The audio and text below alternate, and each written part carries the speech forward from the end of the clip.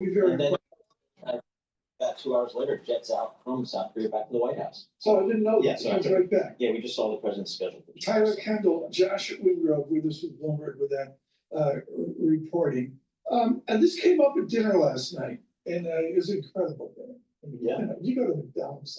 Sure, I am. It's fine cuisine. No. Marta Norton joins us now, Chief Investment Strategist at Empower. Marta, what percentage of 401k people, individuals, are taking advantage of this magnificent Mag 7 AI boom? Is it like 8% of people are involved? Is it like 80%? I don't have a handle on that. You know what's interesting about the 401k space is, yes, I would say the majority are taking advantage of the AI boom, but there's a lot of allocation within the 401 space to products like target date or managed accounts. And so what's interesting about this space is there's a lot of discipline around how they invest because those, weightings within their portfolios are pretty diversified and there's a rebalancing effect. So you don't see the same kind of chasing in the 401k space that you might see elsewhere. So Marta, just in the market here today, we have the Fed today, certainly a big issue for the market, but we've also got right smack in the middle of earnings. We got a lot of big tech companies here for the close today, after the close tomorrow. Talk to us about earnings and how important they are for this market, because a lot of folks are really concerned about valuation in this market. Yeah, well, add my name to the list of folks who are concerned about valuation, but it's a longer term concern. I mean, what we're seeing really over the course of 2025 is a market that was kind of saved by earnings. We had a lot of concerns around fiscal policy, particularly as it pertains to tariffs, but it's really been earnings that have swooped in and really earnings that are leveraged to that AI trade. And folks have called this a super cycle for AI. And I can't help but kind of begin to echo that commentary, because when we look at the capacity build, the demand, it's a tremendous shift for the economy. It's off your remit, but you're so good at this, from Morningstar over to the juggernaut of Power. I should mention, folks, in Power, the people that manage my 201k, triple leverage talk cash. It's really helped out. I'd like to thank you, Power, for that. Marta called me up 3 years ago and said, Tom, never buy Apple. Thank you, Marta, for that. Marta, are people actually retiring early? Like, are you seeing people go, OMG, it's never gonna get this good, see ya? I don't think that's the trend that we're seeing today. I think we are seeing, certainly in the pandemic era, I guess we did see people pull back and maybe say, now is the time to hang it up. But I think there's still a pretty strong push for people to stay in the market. I was listening to your prior guest who was talking about the labor market, the AI impact on older employees, on younger employees. I think Yes. it's amazing. All the time. Thomas Simmons of Jefferies, he was brilliant. Continue, Ms. That's right. Yeah, well, I think it's a pretty fascinating question. Where is the AI effect going to be felt most severely in the labor market? And I guess as we're taking a look forward, at least to 2026, our estimation is it's still a payroll effect. It's still kind of a stagnant job addition effect. But longer term, where are those layoffs going to hit? And you can start to see some of these areas that maybe are some of the more established white collar employees beginning to take a hit. So that's something we would want to watch as we look at those retirement trends. Marta. Hello, my name is DrPaulCottrell. Thank you for joining. We are live streaming on YouTube and on my website, the-studio-reykjavik.com today. Today is October 29th. I will also release this on my multiple channel setup. So you can subscribe to YouTube, Brighteon, Bitchute, Rumble. All the links are in the description of this video and all my videos. Please subscribe. Also, you can follow me on X and GETTR. You can follow me on Substack and Patreon and TikTok. So please add that to your list if you want updates and to follow me.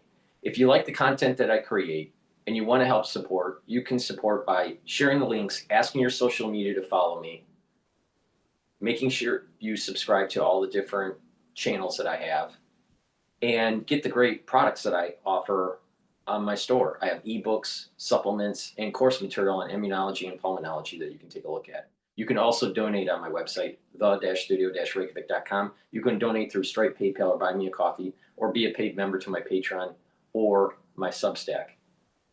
all these videos I do are for free. I have thousands of videos for free. So please help support the work that I do. I greatly appreciate it. All right, the market is about to open. All right, it just opened. It just opened. We're at 6,908. I still have a target for year end at 6,850 to about 7,000 for year end. So just pay attention. There may be a little bit, I'm concerned about volatility in December based on tariff news coming out of Trump. The Trump news can move markets, so you have to be careful on this. But we're probably going to see an all-time high for the S&P 500 by year end. But my range is around 6,850 to 7,000 now. So pay attention. We're at 6,907. And then a lot of news is coming about NVIDIA becomes first stock in the world to top $5 trillion. I'm a little concerned about the valuation of some of the Mag 7s. But like I said, by these investment houses and wealth managers and investment funds, they want to close the books out in a positive note because they need that as sales material, marketing material for next year. So the chances of it being like a major sell-off between now and the end of the year is low probability. Now anything can happen, but it's low probability. This thing's going to have some legs and continue to go up. The question is what that price structure is at year end and how it coincides with the periodicity, the heteroscedasticness of the VIX index. We're going to take a look at that in detail at year end and determine what should happen in terms of probabilities in Q1, Q2, and Q3 of 2026. But we have to wait until we see that price structure. I am a little concerned. I feel that the market is a little overbought, but it's going to carry into the first quarter of next year. Now, the question is, what will happen after that? Who knows? And it's a midterm election year for the United States, so that also adds to the complexity of it. So just pay attention to that. We're going to go over some news about not just the markets, but Mamdani. Israel had a strike on Hamas last night. We're going to go over that. I want to play a video by Sky News. They interviewed Douglas Murray, and he was talking about Mamdani. But before we do that, please go to my store, the-studio-reykjavik.com, and be prepared for the fall and winter season. It's really important, all right? If you've been paying attention to the news, you know what I'm talking about. So get the elderberry zinc lozenges made from structural nanosilver. Moment you have that throat irritation, take them right away to mitigate the problem. I also have them in drop form. You can get in blueberry, cherry flavor, and also in honey and lemon. Get a few bags for your household. Have some at work, have some at home. The moment you have that throat irritation, take them right away. Mitigate the problem. Be prepared for the fall and the winter season. Super important. Use discount 5 and you get $5 off any order. Another great supplement that I have to help you through the fall and the winter season is Cleanse, which is 30 parts per million, and Max 35, which is 35 parts per million. You can take this every day. I've been using this protocol for over 5 years. Take a teaspoon of this or the Cleanse every day, swish in your mouth, gargle about 20-30 seconds, and then swallow it. You're going to improve your oral cavity, your oral pharynx, help with your mucosal barrier, and you will be improving the health of your epithelial lining, especially in your oral pharynx. This is super important. If you're not feeling well, take a tablespoon or 2 a day and do the same thing. Once you start feeling better, or the people around you are feeling better, then go back to your maintenance dose. But be prepared for the fall and the winter. In addition, you can take this daily to boost up the immune system. So please go to my store, use discount 5, all caps, discount 5, you get $5 off any order. I want you to be prepared for the fall and winter, and I want you to slow down the aging process and boost up your immune system. If you pay attention to what I have to say, and you follow the protocol that I'm doing, you are actually going to slow down the aging process. It's that simple. All right. Let's take a look at what Murray had to say. I think if you're not using the van to do business travel, then you're missing out. My name's Clay, and I'm chief of staff for the go-to-market on this. The New York residents, they're going to the polls next week, and they're probably going to have a new mayor. Zoran Mamdani is expected to prevail. Yeah, let's hear from him. I want to speak to the memory of my aunt.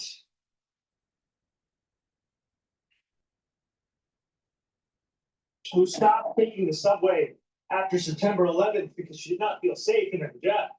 Well, it wasn't so much his aunt as his dad's cousin, but, semantics. Douglas, is he ready to lead? No, in absolutely no way is he ready to lead, and that was just another reminder of it. This is such a self-involved little narcissist with so little going for him that he even decides to turn the memory of 9/11 and the 3,000 Americans murdered that day into a story about his aunt and the subway. It's interesting, like so many things that this smarmy candidate does, he makes it about himself and it all turns out to be untrue anyway. It seems to the extent that he had any such aunt in question, she wasn't in New York at the time, and in any case, didn't wear the headscarf. So it's an interesting one, New Yorkers. Within less than a quarter of a century of 9/11, do we allow things like the slaughter of 3,000 Americans by Islamic fundamentalists to be turned instead into a story of how this apparently fit? I agree with Murray that Mamdani is not fit for the mayoral position. Totally agree with that. I don't like socialists. I don't like communists. I like capitalists. I like people about God, country, and family. All right? Mamdani doesn't represent that. Murray, though, all right, is right to state, well, after a quarter of a century, basically a quarter of a century, 25 years, people have forgot about 9/11 in New York and think that it's okay. It's all, it's all hunky-dory. But the thing is he doesn't mention that people in New York started to protest against the war in the Middle East, saying not in my name. You remember that? Numerous U.S. military veterans have handed back their service medals, including the Global War on Terrorism. Stop. All right. So the point I'm making is that in New York, shortly after 9/11, you had liberals out there basically saying, not in my name, not in my name. They didn't want a war, not in my name. Now, I think there was an inside job. I think that the Islamic terrorists did the event in 9/11, but the thing is that there was an inside job and there was a stand down that took place. But Al-Qaeda was a part of it. Unfortunately, we had people inside our government that was probably a part of it too. All right, with that said,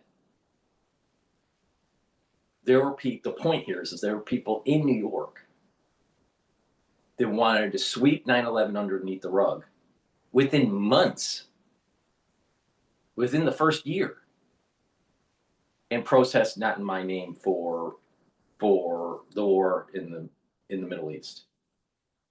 Now you can disagree with the war in the Middle East, how it was conducted. I'm just stating facts. All right? I really don't care what your opinion is. It's just fact. The fact is that there were people that were protesting shortly after 9/11, and it was this whole "not in my name" banner that they were going up and down the streets on.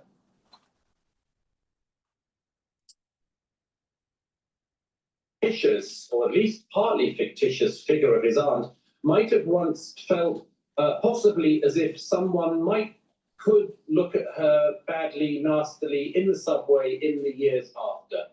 This is just outrageous, and I'm afraid everyone in Europe who has seen candidates like Mamdani before knows exactly what's going on.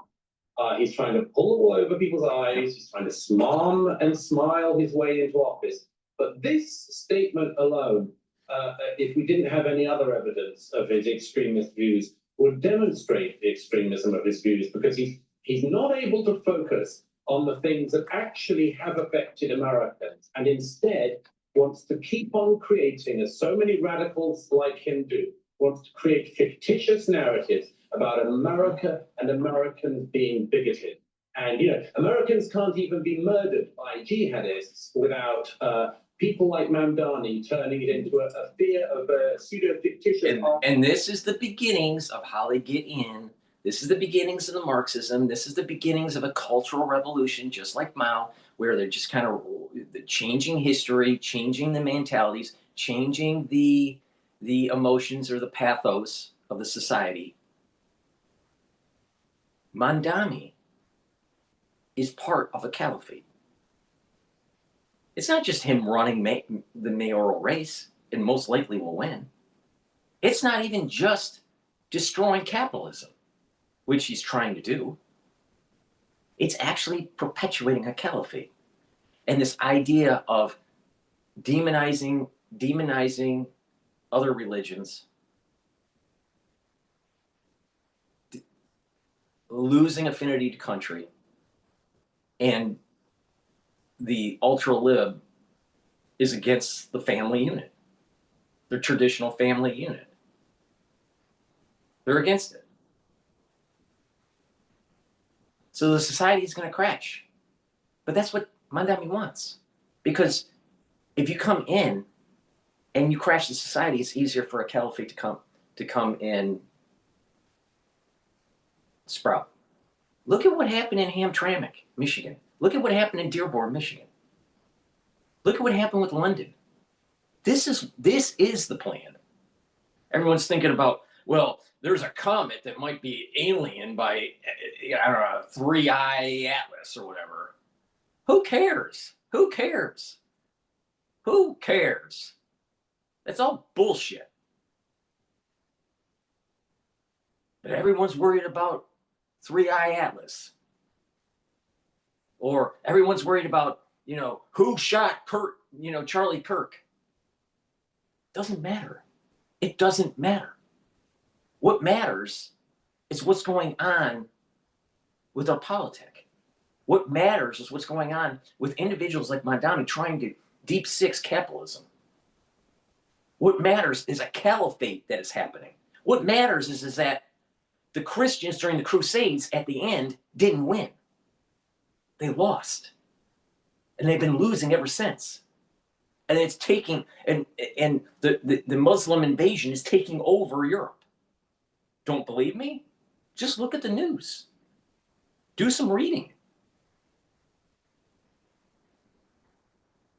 That's what's more important.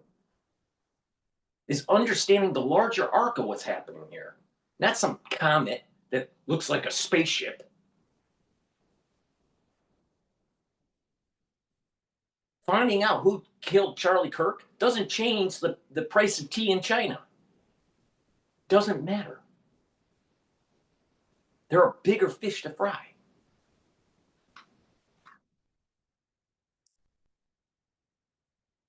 There's once feeling sad about possibly being looked at meanly. I mean, this is just outrageous, and the umpteenth example and demonstration of why Mamdani should be nowhere near the mayoral office in New York.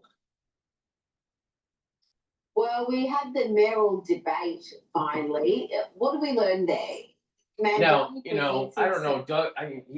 Douglas is, educated Brit. I'm not sure if he went to Cambridge or Oxford. I'd look at it.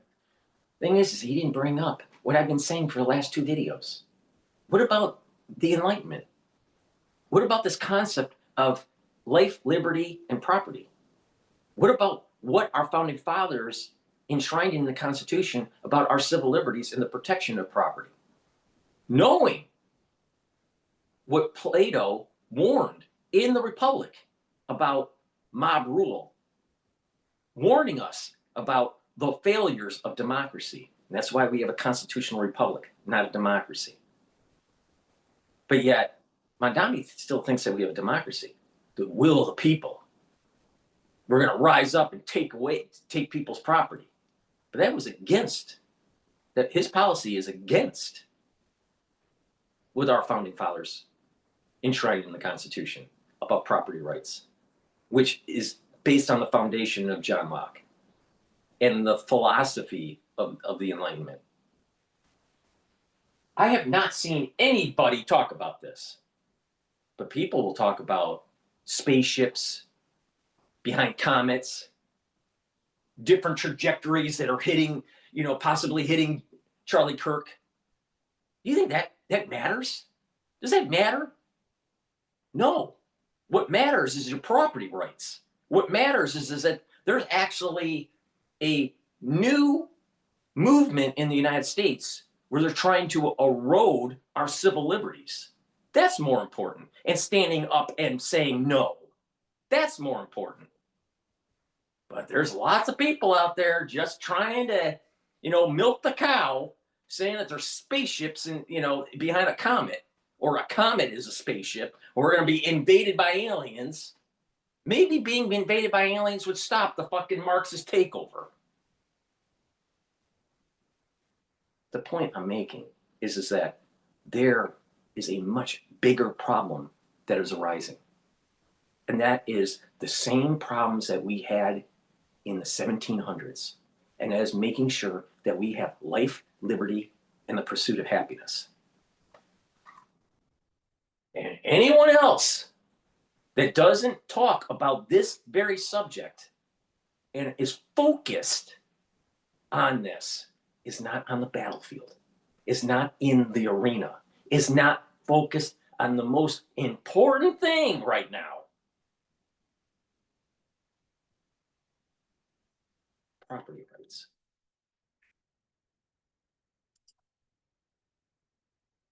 As this progressive champion of the poor, is he at least that? Can the poor expect to get more affordable housing in New York City, for example? No, I mean, he has no real plan for any of that. One of his few flagship policies is that he says that if he becomes mayor, he wants to make riding the bus in New York free.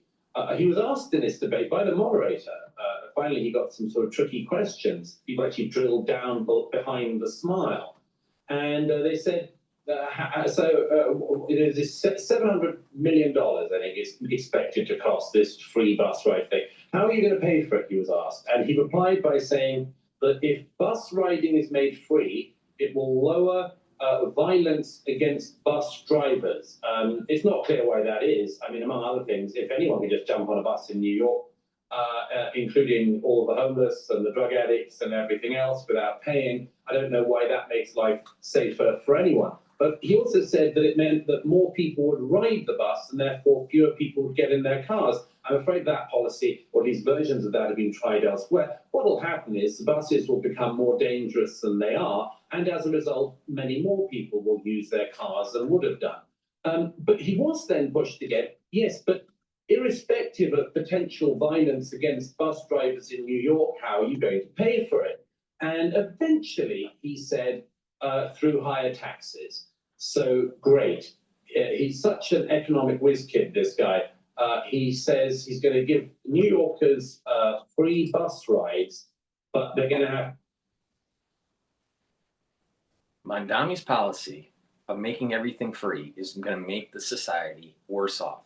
We've already done this grand experiment right after World War II. It was called the Cold War. Western Europe and Eastern Europe. And Eastern Europe was decimated by communism. Western Europe grew out of the Marshall Plan, capitalism. Now, why would we want to try the experiment again? Oh, I know. Mamdani didn't learn his history lessons.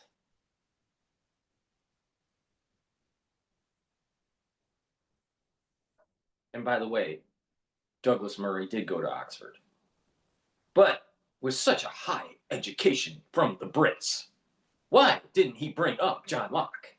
I don't know.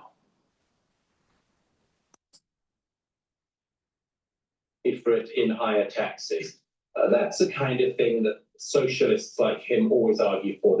They take more and more money away from the public. They make the public poorer and poorer, but they dangle little baubles. Like every now and then you can get a free bus ride on a more dangerous bus. It's brilliant, isn't it?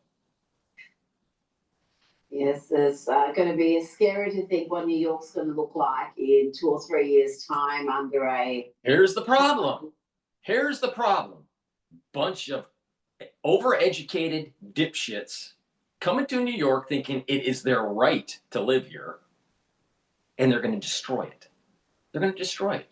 Just like how individuals went to prestigious universities, didn't have the chops, they got these humanity degrees or gender degrees and all this stuff.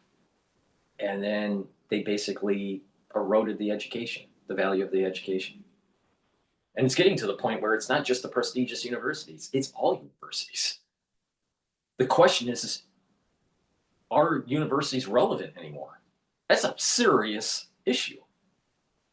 And with the advent of AI and knowing how to think, assuming you are a person that knows how to think, you probably don't need you don't need a formal education anymore. Now, that wasn't necessarily the case 20 years ago. But in today's world, you can basically learn anything. You can learn nuclear physics. You can learn advanced chemistry. You can learn medicine. You can learn how to paint. You can learn history. You can learn government. Everything is out there now. It's all open sourced. As long as you know how to use first principles. What do I know, and how do I get farther down the road with knowledge? And you dive in. You can use AI to create different paths for learning a certain subject. Who are the most important writers of that era or that topic? And getting books and reading them. Listening to lectures that have been published. We are living in a society where we're bathed in knowledge. But there's so many people that'll take their phone and scroll on TikTok or scroll on X and go, wow, 3i Atlas might be a spaceship. This is the reason why we're being taken advantage of. Because we have a population that has been dumbed down. And it's time to wake up, or it'll be too late.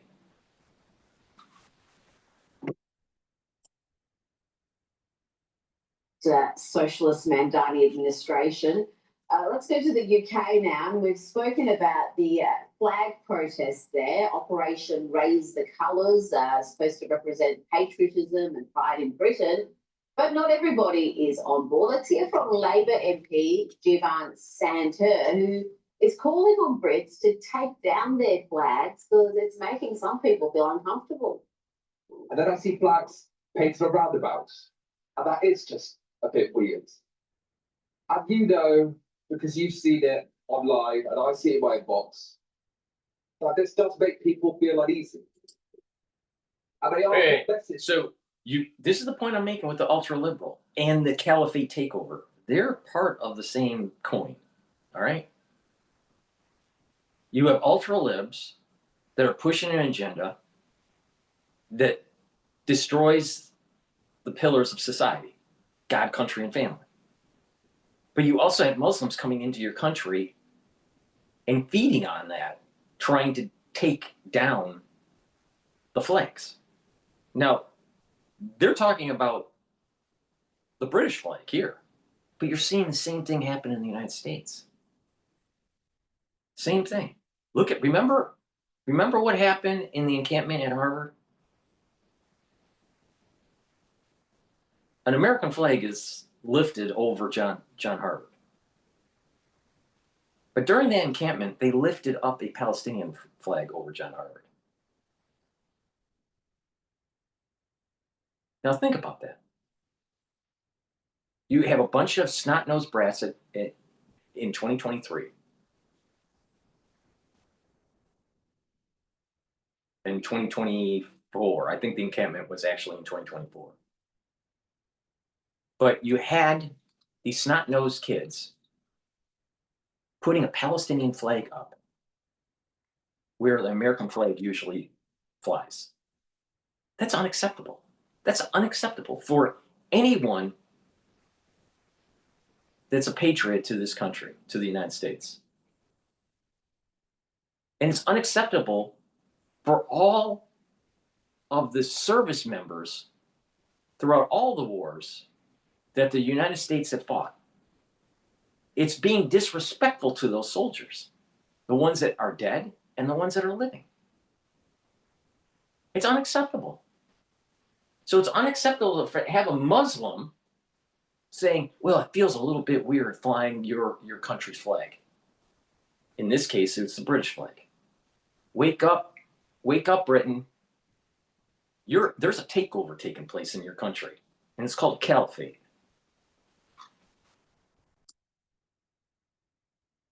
These flags are supposed to be sending. Douglas, what does it say about a nation if the national flag fills people with angst and makes them feel uneasy, or you've got an MP there saying it's a bit weird? Yeah, there's nothing weird about it at all. If he travelled to any other nation or country, he'd probably find that the flag of that nation was flying in that country. It's just a reminder of what a pushover people think that Britain is these days. I mean, try it with any other country, Rita, and maybe this guy can. Maybe you can go to any other country and say, you know what, you flying your national flag makes me feel uncomfortable. And just see how much care anyone gives to such a statement. The fact is that somebody like him can even say this is a reminder of the tolerance and decency of the British people. Some people might say the over-tolerance and the over-decency of the British people. Because if the British people weren't tolerant and decent, then people like this gentleman wouldn't be having the lives and careers that they are having, and they wouldn't have the ability to complain that the country they're in, when the flag is flown, makes them feel uneasy. It's just, again, this just unbelievable bigotry against the most tolerant nations in the world, be it Australia, be it Britain. It's always the same pattern. It's the countries that are the most tolerant, the most respecting of difference, and much more that end up being taken advantage of by buffoons like this. I mean, can you just imagine going to a country in the Middle East and wanting to reside there and telling them to take down their flags? It's making you feel a little bit uncomfortable. I mean, it is just, like you said, astonishing behaviour. Now to an incredible story from the Telegraph, today's Telegraph, revealing that an activist accused of targeting an RAF base with Palestine Action has been leading anti-Israel protests from behind bars. Mohammed Umar Khalid had been using a prison phone to lead the protests in what has been described as yet another security farce. Douglas, that just seems astonishing. It was astonishing in modern. There is this, I'm telling you, there is this overlaying of Marxism, this ultra-liberal, this caliphate. It's all kind of, and this, this pro-Palestinian collage. It's all like overlaid. It's not one thing that's happening. But this picture here represents exactly what I'm talking about. Think about this. Right now, I have good pattern recognition about things. All right, so you got to pay attention, right? You have the beard, you have this kind of like this worker hat. It's playing to this whole communism, right? Sometimes you see these types of hats back in the 1920s, but definitely during Mao's era. And you have this beard, so you have this kind of like communism, Marxism kind of hat, and you have this young the youth. All right, so this is a liberal because usually people that are younger are not conservative. You have this beard that is playing homage to this kind of like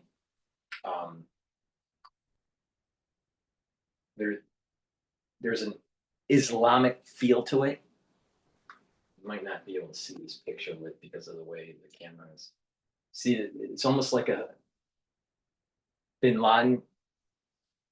It has a Bin Laden kind of feel to his beard, right? So there was this overlay between this communism,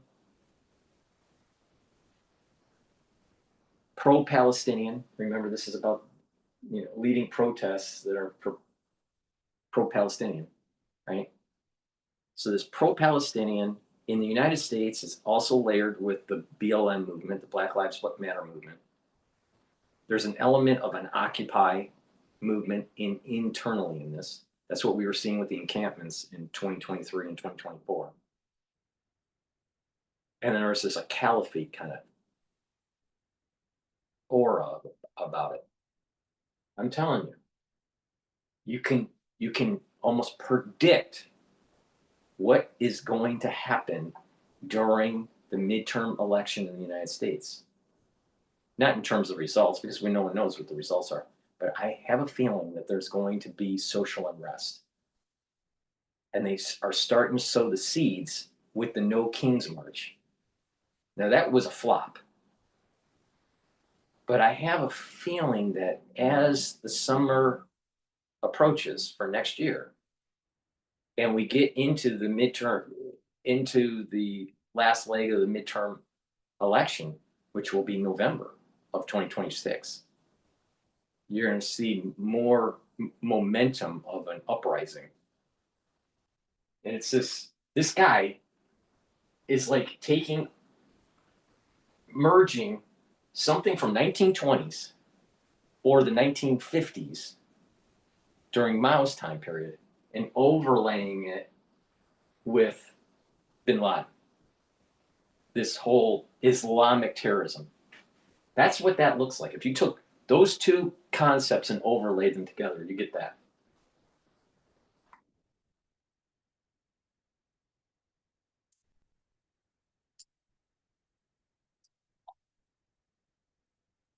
We've just had the case this week of a man who came to the UK illegally, immediately started molesting schoolgirls, was detained and then accidentally released. And he actually returned to the place he'd been released from, asking to be let back into the prison and to be deported. And he kept being sent back by the authorities. He said, no, chum, on your way, go back out, have at it. And that's just, the last 24 hours. So every day in this calamitously badly run modern Britain, we have cases like this. Yes, every now and then they will catch somebody who's an illegal migrant, and they'll let them back out, or they'll let them back out, swap them with somebody in France, and they then come back in again. Or in this case, you finally actually do detain somebody who's involved in terrorist violence against an RAF base. But it turns out that he can conceal a phone in prison or whatever and guide the operations from outside. It's just another reminder that under the Labour Party in Britain, it's just a fundamentally unserious system, a totally broken system. And just everybody in Britain has to hope that at some point quite soon this is turned around. But I mean, you read stories like this, Rita, just every day. in the British press. And, you know, who's in charge of this stuff? Geniuses like David Lammy. Douglas, before you go, the world celebrated the Gaza peace deal not too long ago. We noted many of those free Palestinian types didn't seem to be celebrating. Let's hear from one of them, Irish actress and pro-Palestinian activist Denise Goff. Yeah. Well, ceasefire isn't liberation. Yeah, see, they don't want peace. They don't want peace. They want to take over the land. All right? So, again, it goes back to the idea. You have individuals that, on both sides, the only way this is going to bring peace to the world is one side absolutely obliterates the other. Either the Palestinians kicks out the Jews, or the Jews kick out the Palestinians. And that's not just Gaza. That's the West Bank. That's both. That's East Jerusalem. Because it's all about the ownership of the Temple Mount. And people would say, well, just take over the Temple Mount and the Palestinians can have the West Bank and Gaza. It won't work like that because it'll be continually terrorism. It'll never end. Wars only win and only come to a conclusion. You only win a war, and a war comes to conclusion when it's total victory. Total victory. False peaces, ceasefires, armistice, or not armistice, armistice, you know, half peace only kicks the can down the road and it flares up again. Remember World War I? That was an armistice. And it ended up being World War II. False peace never works. And you may have to wait 20 years, may have to wait 30 years. But guess what? It flares up again. But when you absolutely, completely destroy your enemy, and they can never rise up and have armed conflict with you, if you don't secure that, you're going to have more war. You're going to have more war. You have to completely obliterate your enemy. So if the Palestinians are going to win, they have to win on the battlefield and kick out all of the inhabitants of Israel. And Israel, for it to win, has to kick out all the inhabitants of the ones in the West Bank and in Gaza and in East Jerusalem. That's the only way this is going to work. There is no two-state solution, three-state solution. It's only win. That's the only solution. It's a false peace. It's a false peace. But the point here is that the liberals, they didn't want to bring back the hostages. They didn't want to have really a ceasefire. What they want is to kick out the Jews and have the Palestinians run the show. And the Jews want it the opposite. The Jews want to kick out the Palestinians. So how do you think this is really going to reach homeostasis? How do you think that this is going to reach some sort of equilibrium?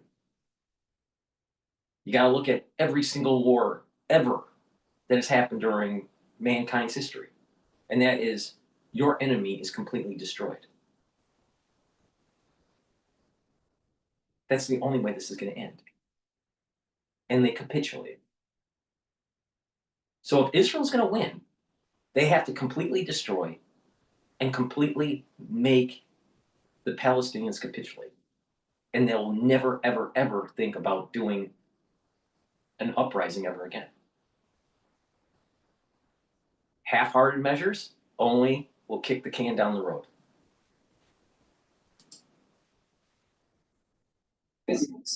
Free Palestine, and also it feels that it was made without any Palestinian voices, but also that it meets the terms of a true free Palestine and an end to the occupation.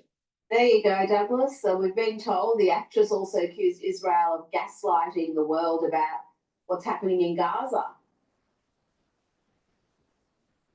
Yes, she strikes me, Rita, as not being the brain of Britain or indeed of Ireland. I don't know if you get that sense as well. You can see her sort of struggling for the next thought. It almost is written across her forehead as she does that.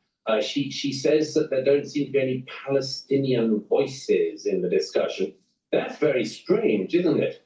Because, of course, among other things, a rather strong Palestinian voice, the remaining leadership of Hamas, were absolutely central to the negotiations. Palestinian voices is presumably something she's just sort of heard talked about at some poetry jam in a theatre somewhere in London, where she's attended a solidarity evening at some point. And she probably can't point to any of the places in question on a map, but she's heard things like, we must prioritize Palestinian voices. And actually, when Palestinian voices make themselves very loudly heard, whether on October the 7th with their rape-a-thon and murder-a-thon, or indeed in the recent negotiations, it seems that this dimwit just doesn't hear them. So perhaps it's not a lack of Palestinian voices, it's a lack of her being able to hear anything she doesn't want to hear. But as I say, I think it's very unlikely that this actress actually is over the complete issues of phases 1, 2, and 3 of the ceasefire negotiation. I don't know, Rita. I'd love you to ask her on and grill her on the real fine points of this plan. I'd pay good money to watch that. You know what? We will reach out to her people and extend the invitation. She has been to Gaza. Please go to my store, the-studio-reykjavik.com, and get the C60. C60 is a supplement that you take every day. It's a very potent antioxidant. It's 1,000 times stronger than vitamin C. Take a teaspoon a day, preferably on an empty stomach, and what this will do is soak up free radicals. Now, you can get it in a 2 ounce, a 4 ounce, or an 8 ounce configuration. It is cheaper per ounce to get the higher ounce configuration. You can get it in avocado oil, extra virgin olive oil, and MCT coconut oil. Take it every day. Take a teaspoon a day. And what this will do is soak up free radicals within your cells and around your cells in the extracellular matrix, and less stress will be on those cells. The cells will perform better. Your mitochondria will be healthier, so you have more energy. So by soaking up free radicals, you're reducing stress in the cell, and you're reducing the free radical damage and boosting up the health of the mitochondria. Your cells are going to perform better, and therefore your tissues and your organ systems will perform better. That means that your immune system will be boosted up, you'll have a better endocrine system, and your brain function will improve too. Why? Because by soaking up free radicals at the cerebral level, what will happen is that you're going to be reducing stress on the neuron, which will help to maintain the myelin sheath. You're going to improve the health of the mitochondria within the neuron. You're going to have more ATP to create neurotransmitters. And over time, you're going to have better dendritic connections to allow for conductivity. That means that basically you're going to be thinking faster and you're going to have better memory. C60 will also help your vascular level. By soaking up free radicals in your bloodstream, what will happen is you're reducing the concentrations of oxidized LDL. Oxidized LDL is a major component for plaque formation.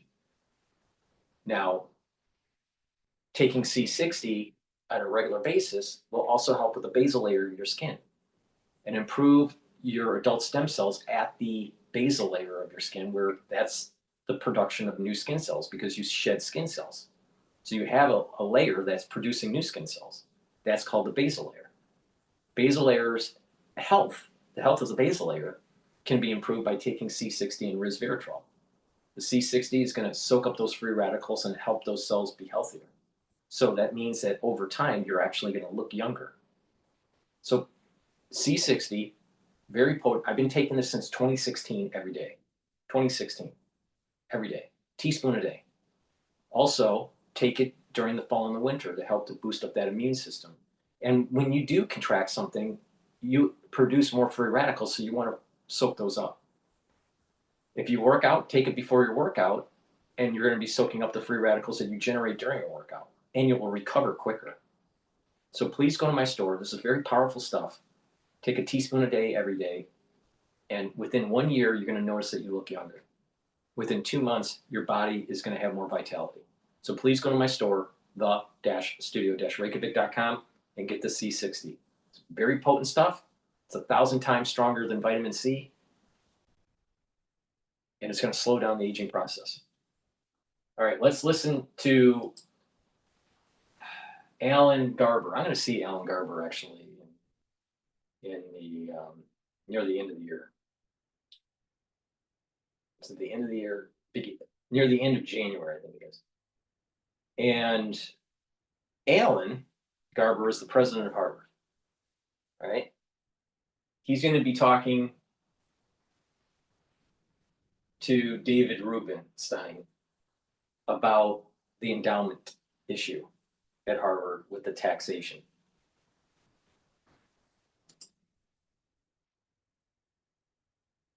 Tax that was put in under the first Trump administration, and it was increased in this current administration.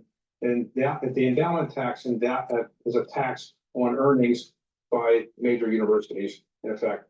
And do you see any real justification for that tax? And is it impacting Harvard adversely or other schools like Harvard? The endowment tax, clearly, it's a substantial tax, particularly for universities like Harvard that are expected to be in the top tier. And of course, it's damaging because, for example, so much of our financial aid, the scholarships that we give our students, are funded through the endowment. And it funds the research, it funds all kinds of activities in the university. So yes, it's quite damaging. In terms of addressing the problems that we are accused of, and that I believe was part of the rationale for implementing or for passing the endowment tax, the tax is only going to make it harder to address these issues, not easier. I started All Nation Restoration to help people. Chase for Business is literally what it says in the name. It is Chase for Business, where I can find everything I need in one place. So we can help people get back to life. All right, that was pretty short. I was hoping that would be a little bit longer. He did speak for 24 minutes on another lecture, but I'm not going to play that. All right, let's listen to Cuomo complaining about Mamdani. So election day in New York City now just under a week away. The race for the next mayor is getting tighter. Former governor of New York, Andrew Cuomo, has narrowed the gap between himself and frontrunner, the Democrat socialist Zoran Mamdani. Take a look at these new numbers. A new Suffolk University poll shows Mamdani is leading with 43%, and Andrew Cuomo is at 33.6%. Curtis Sliwa remains at 10.6%. Cuomo has narrowed that 10 points. It was 20 points away in the last Suffolk poll. Sliwa remains defiant on remaining in this race until next Tuesday, despite growing pressure to drop out so that Cuomo and Sliwa do not split the votes. Joining me now is the man himself, New York City now independent mayoral candidate, Andrew Cuomo, former governor of New York. Great to see you, Governor. Good to be with you, Maria. Thank you so much. Congratulations to you on narrowing this race. How are you going to close this gap? Well, we have about another week left. The gap is closing on its own. What's happening, Maria, is the more they learn about Mamdani, the less support he has. What happened early on is, he was very good on social media and everything sounded fine. But now that when you actually look at what he was talking about, there's no there there. Also, the Republican vote for Curtis Sliwa is dropping because people get that Sliwa is not a viable candidate. And really, if you vote for Curtis Sliwa, you're voting for Mamdani. And my agenda is much more attractive to the Republicans. Well, you were feisty in that debate. Everybody said you won that last debate. How can you continue to point out some of these issues that you're talking about when referring to Mamdani and what he will do to New York? Yeah, Well, people get it, that they now get the difference that I am the Democrat, he is a socialist. New York cannot survive as a socialist economy, right? He would chase corporations out of this city, out of this state. He would chase wealth out of this city and state. And that just doesn't work for anyone if you have declining revenue. He is against the NYPD. He's against public safety. And one of the key issues in this city is public safety. I want to add 5,000 police officers. He has phony solutions on how to make housing affordable. The only way to make housing affordable is build more housing.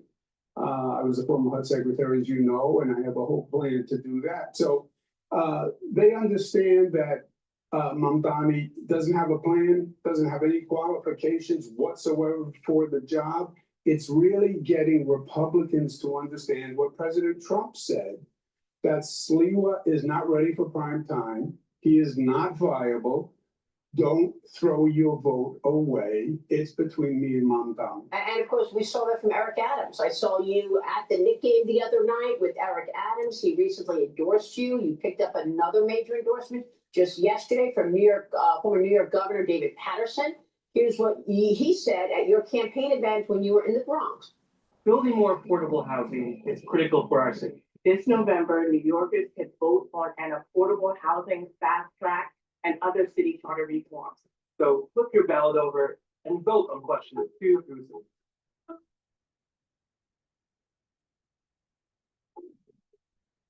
3. That wants Opera GX, and you're holding it back. Download Opera GX. Your campaign event when you were in the Bronx. Watch this. When we have so many issues before us, poor housing, crime, unemployment and underemployment, poor and inadequate healthcare facilities, and often a failed educational system, we need somebody who can come in and reorganize and give our children the education they deserve and put people in this city who can't afford it into decent and affordable housing. No one's going to get a free ride, no matter what some people are promising. But there is a great opportunity for this city if we elect this gentleman right now next Tuesday. And your platform from day one has been ready on day one. Ready on day one. Yeah. Qualifications matter, Normally you go to hire someone, what's the first question you ask? What are your qualifications? What's your experience? Zoran has never had a real job. Let me just say that. Yeah, you said that in the debate. Yeah, and mayor of the city of New York is important. This is the anniversary of Hurricane Sandy. We were watching hurricane season, Hurricane Melissa. This was the anniversary of Hurricane Sandy in New York. Remember how devastating it was? 50 people lost their lives. You're mayor. You need to know how to deal with that. There is no on-the-job training. But again, Maria, it's going to come back to the Republicans. They're going to make the decision. And they have to understand that if you vote for Sliwa, you're voting for Mamdani. Yep. And New York cannot become a socialist city. Some people make the point, well, how important really is the mayor when you consider what's going on in the governor's office? Look, you're going to have to work with Kathy Hochul. As mayor, will you be able to cut taxes? Will you be able to make the kind of change that, for example, Curtis Sliwa has been promising? Well, Curtis Sliwa can't make any change, right? That we know. So the rhetoric is nice, but there's no reality. The mayor of New York is a very powerful position. Yes, you need the governor. I know where you need the governor, and I know when you need the governor. Right. I was governor for 11 years. But the mayor in this situation, it's all about New York City. New York City is the engine for the state. The state doesn't work without New York City. Yep. And we have work to do in the city. We need 5,000 more police. We have to get taxes down, Maria, because people are leaving. We have to say to the business community, you're our friend, not our enemy. We want to work with you. How do we grow? And we have to have a competent government that builds housing quickly so the rents come down. Those things have to happen. how are you gonna get business people back to New York and, you know, residents who said, I'm done with this city because of crime, because of costs and the rest? Are there incentive plans that you're working on to get those people to come back to New York? Exactly. 2 points. First, we are working on incentive plans and tax incentive plans to get people to come back to New York. And here's my New York arrogance. They want to come back to New York. New York is a special place. Yes, people left during COVID, in the aftermath of COVID. Yes, quality of life dipped and people moved to other cities, other states. I believe they want to come home. This is their home. They want to be here. We just have to make it possible for them to come home by cleaning up the place, tax incentives. They'll come back. You said, the last time we talked with you, when you came on my show a couple of weeks ago, you said, look, Maria, since the cashless bail situation, they changed it 4 times. And so it was a really important point, I think, that you made to speak to the viewers who are still on the fence. What do you want to say about that? In terms of cashless bail that you may have directed initially, you said they changed it after you stepped down. Yes, I passed the law 6 years ago. It has then been changed 4 times about since then. So that law is gone, right? You change a law, you have a new law. The question is, the issue is not now the bail laws in New York. It is judges and prosecutors enforcing the law. Because what we also had at the same time was this mentality in New York City among the political elite, defund the police, decriminalize everything. Nobody should go to jail for anything. That political movement did a lot of damage to New York, and that's the judges and the prosecutors. The law is the law. Enforce the law. Andrew, how do we get here? Because I feel like that issue in and of itself has been a huge divider for Democrats. And so right now you've got moderate Democrats like yourself, and you've got these other extremists who are trying to push Mamdani forward. He held a rally over the weekend at Forest Hill Stadium in Queens alongside Bernie Sanders, Alexandria Ocasio-Cortez. So what do you want to say about the division within the Democrat Party right now? And many of our audience, I think, agrees with that. And they're moderate. You might lean to the right on some things, lean to the left on other things. Yeah, Maria, look, the truth is there's a quiet civil war going on in the Democratic Party right now. You have an extreme left, radical left. Bernie Sanders, AOC, Mamdani is just the banner carrier for that movement versus the mainstream moderate Democrats. They now call me moderate. They used to call me liberal. Now I'm a moderate because the whole party shifted. And that's what this election is about. It is that civil war. I believe that far left will destroy the Democratic Party. I believe it will destroy the Democratic Party nationwide if that far left becomes dominant. Mm-hmm. This is not a socialist country. They're not going to accept socialist policy. They're not anti-law and order. They're not anti-business, right? So that's why I think this election is so important. It's garnered so much attention. It's not just about mayor of New York. It's about the future of the Democratic Party. Yeah, it's a good point. Now, at that rally the other day, Mamdani knows you're coming for him. He had a lot to say about you. Watch this. I stand before you tonight as the nominee of a Democratic Party reinvigorated in its pursuit of making government. Doesn't he sound like Barack Obama?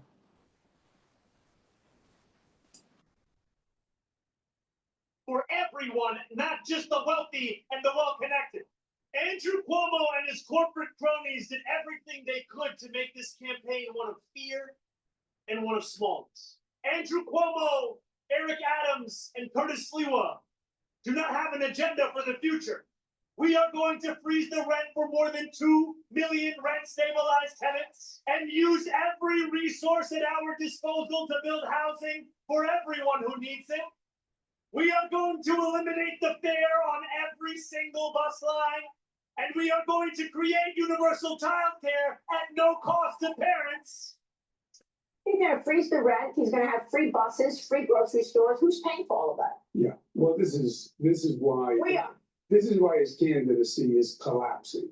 First of all, he can't do any of those things. He cannot freeze the rent.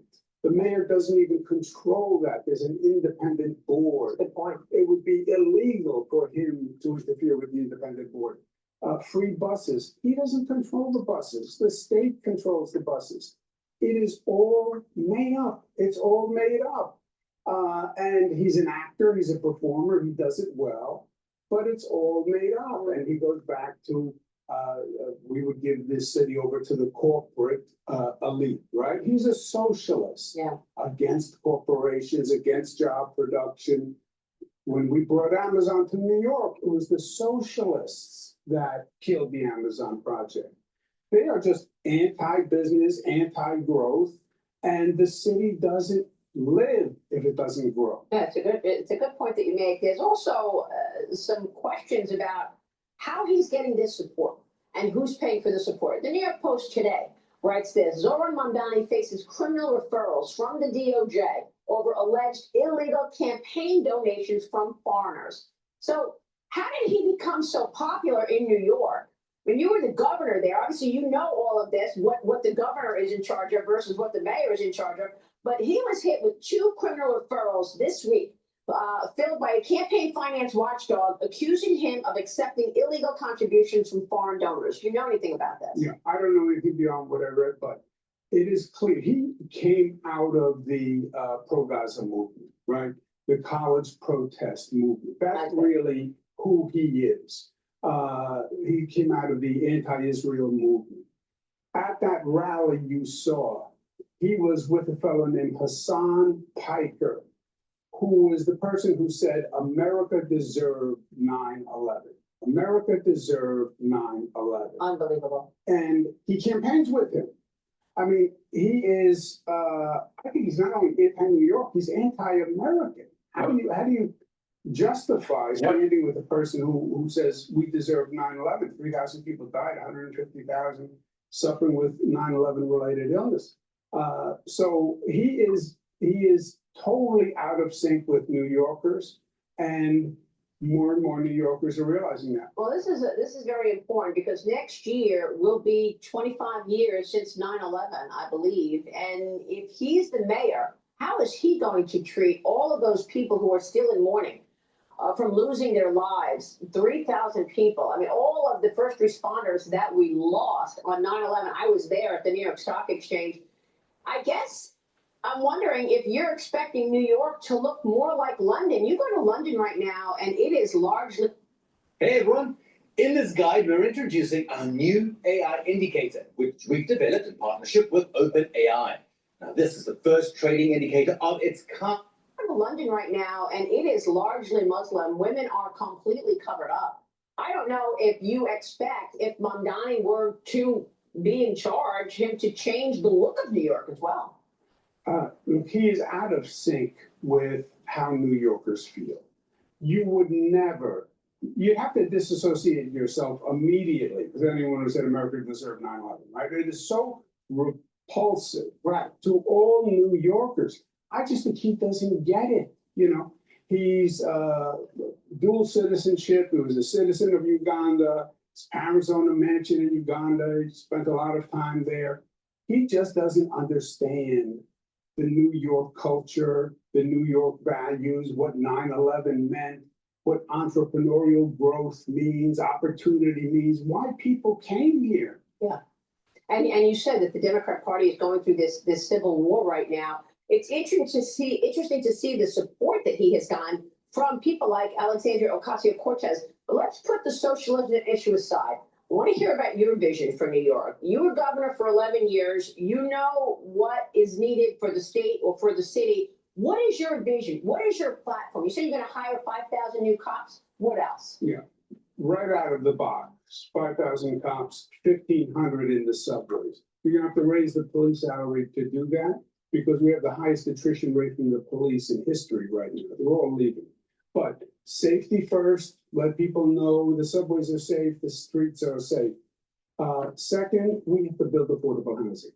We need 100,000 units the first year. because there is no supply. The reason rents are so high is we have a 1% vacancy rate. Now, we can do that. We can build housing, but you have to be organized. You have to be confident. You have to make the government work. I built a new LaGuardia Airport, Kennedy Airport, bridges, Second Avenue subway. So we know how to build, but you have to do it and people have to see the construction quickly. Third, you have to say to the companies that are here, I will work with you on taxes and regulations. Stick with us. I want you to grow. I want to help you grow and start to reach out to businesses and people who left to bring them back. Those are the top 3 priorities. Is there a message that you want to leave our viewers with right now as they consider going to the ballot box, early voting now, and when they get there next week on election day? Your message.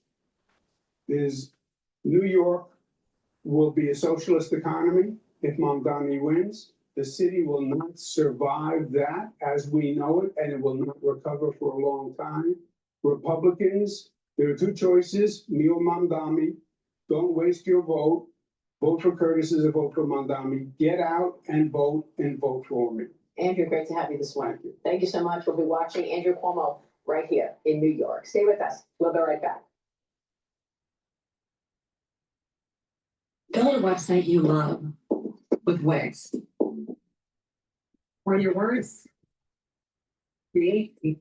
I'm voting for Cuomo, but I don't want to vote for Cuomo. Why? Because he runs his organization like a mobster. And I'm a little upset with how he handled his governorship, especially during the crisis of 2020. Now, most New Yorkers, they don't really want to vote for Cuomo, especially if you're elderly. And with the whole issue with the nursing homes and the COVID patients and all this, right? But the thing is that you have to swallow your pride and have to vote for him because Mamdani is much worse. And not only will it affect New York, it'll affect other cities around the country. Because if Mamdani wins, this will add hubris to the ultra-libs to push further Marxist agendas in other cities. So you gotta wake up. Please go to my store, the-studio-reykjavik.com, and get the vitamin B complex. This will help to rev up your cellular metabolism, increase your energy levels, and help to protect your neurons. It's very powerful, and if you're 40 years of age or older, you really need to be taking this every day. Clarity Factor helps to get rid of brain fog so you're not a crazy liberal. Clarity Factor gets rid of that brain fog and allows you to concentrate on tasks, either at work or at home or at school. Take it every day, drink it with filtered water. And over time, what's going to happen is you're going to improve your neuroplasticity, you're going to be able to think faster, and you're going to have better memory. And by improving your neurons, that's slowing down the aging process. So please go to my store and get the Clarity Factor. And again, you take my Clarity Factor and you won't be a crazy liberal. Magnesium and zinc. Magnesium and zinc will help to boost up your immune system and help with brain function. Magnesium also increases the efficacy of vitamin D3. Vitamin C, dual purpose, helps with your skin, helps to boost up your immune system, and helps with your brain function. So a great stack to boost up that immune system, especially for the fall and the winter season, is to take the vitamin C and the magnesium and zinc together. And to help with your brain function and cellular metabolism, take the Clarity Factor and stack it with the vitamin B complex. Please go to my store, the-studio-reykjavik.com. The link is in the description of this video and all my videos. And make sure you use discount 5. All caps, discount 5, you get $5 off any order. All right, we're gonna play CNBC talking about Mamdani. Welcome back, Squawk Box. Early voting underway right here in New York City for the mayor, and some billionaires and companies are spending millions of dollars right now to try to defeat Joe Mamdani. Robert Frank at the table this morning to talk more about that and where we really are in this race. Yeah, it's really interesting. It's certainly a lot of money pouring into this race because you've got pro Cuomo and anti-Mamdani PACs raising over $40 million so far. Several billionaires and prominent New York families, some of them well-known to this show, are among the biggest donors. According to campaign filings, Joe Gebbia, he's the co-founder of Airbnb and the chief design officer for the White House, he has given the most since Mamdani's primary win back in June. Gebbia gave $1 million to a PAC called Fix the City and $1 million to one called Defend NYC. Hedge fund billionaire Bill Ackman, who we've been talking about a lot this morning, gave over $1.2 million to both groups just since October. The Lauder family, heirs to the Estee Lauder companies, they have given over $2 million since August. John Hess, the former CEO of Hess Corp, gave $500,000 in August, as did Steve Wynn, the casino mogul. At least 5 members of the Tisch family gave 6 figures, along with hedge funders Dan Loeb and Ricky Sandler. Barry Diller just gave $250,000. That's on top of the $250,000 he gave back in April. And this was interesting. The world's richest woman, Alice Walton, gave $100,000 back in August, even though she listed Bentonville, Arkansas as her current address. A PAC supporting Mamdani, though, has raised about $2 million, including a gift from the daughter of late hedge fund billionaire Jim Simons. Now, for the full list of the big donors in the New York race and what it could mean for the nation's largest real estate market, the tax base, everything else we've been talking about, you can sign up for the Inside Wealth newsletter out tomorrow morning at cnbc.com/InsideWealth. Can I take Becky's question from earlier in the hour? Do you believe that the more the quote unquote billionaire class comes out and either donates money or speaks out publicly against Mamdani, that is only like an endorsement for him among the people? That's certainly the way he's used it on the campaign trail. He has actually prided himself on the number of billionaires who are giving to Cuomo. And yesterday he was talking about, look, they've given more than I'm going to tax them, which of course is not true because this is $40 million. We're talking about $4 billion if he raises taxes on those making $1 million or more by 2%.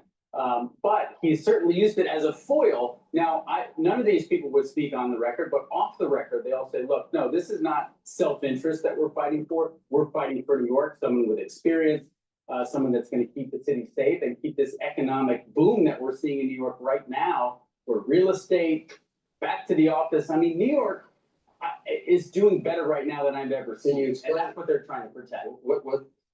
Jim, what is the story there? So with this Jim Simons' daughter, yeah, late hedge fund billionaire, giving how much to Mamdani?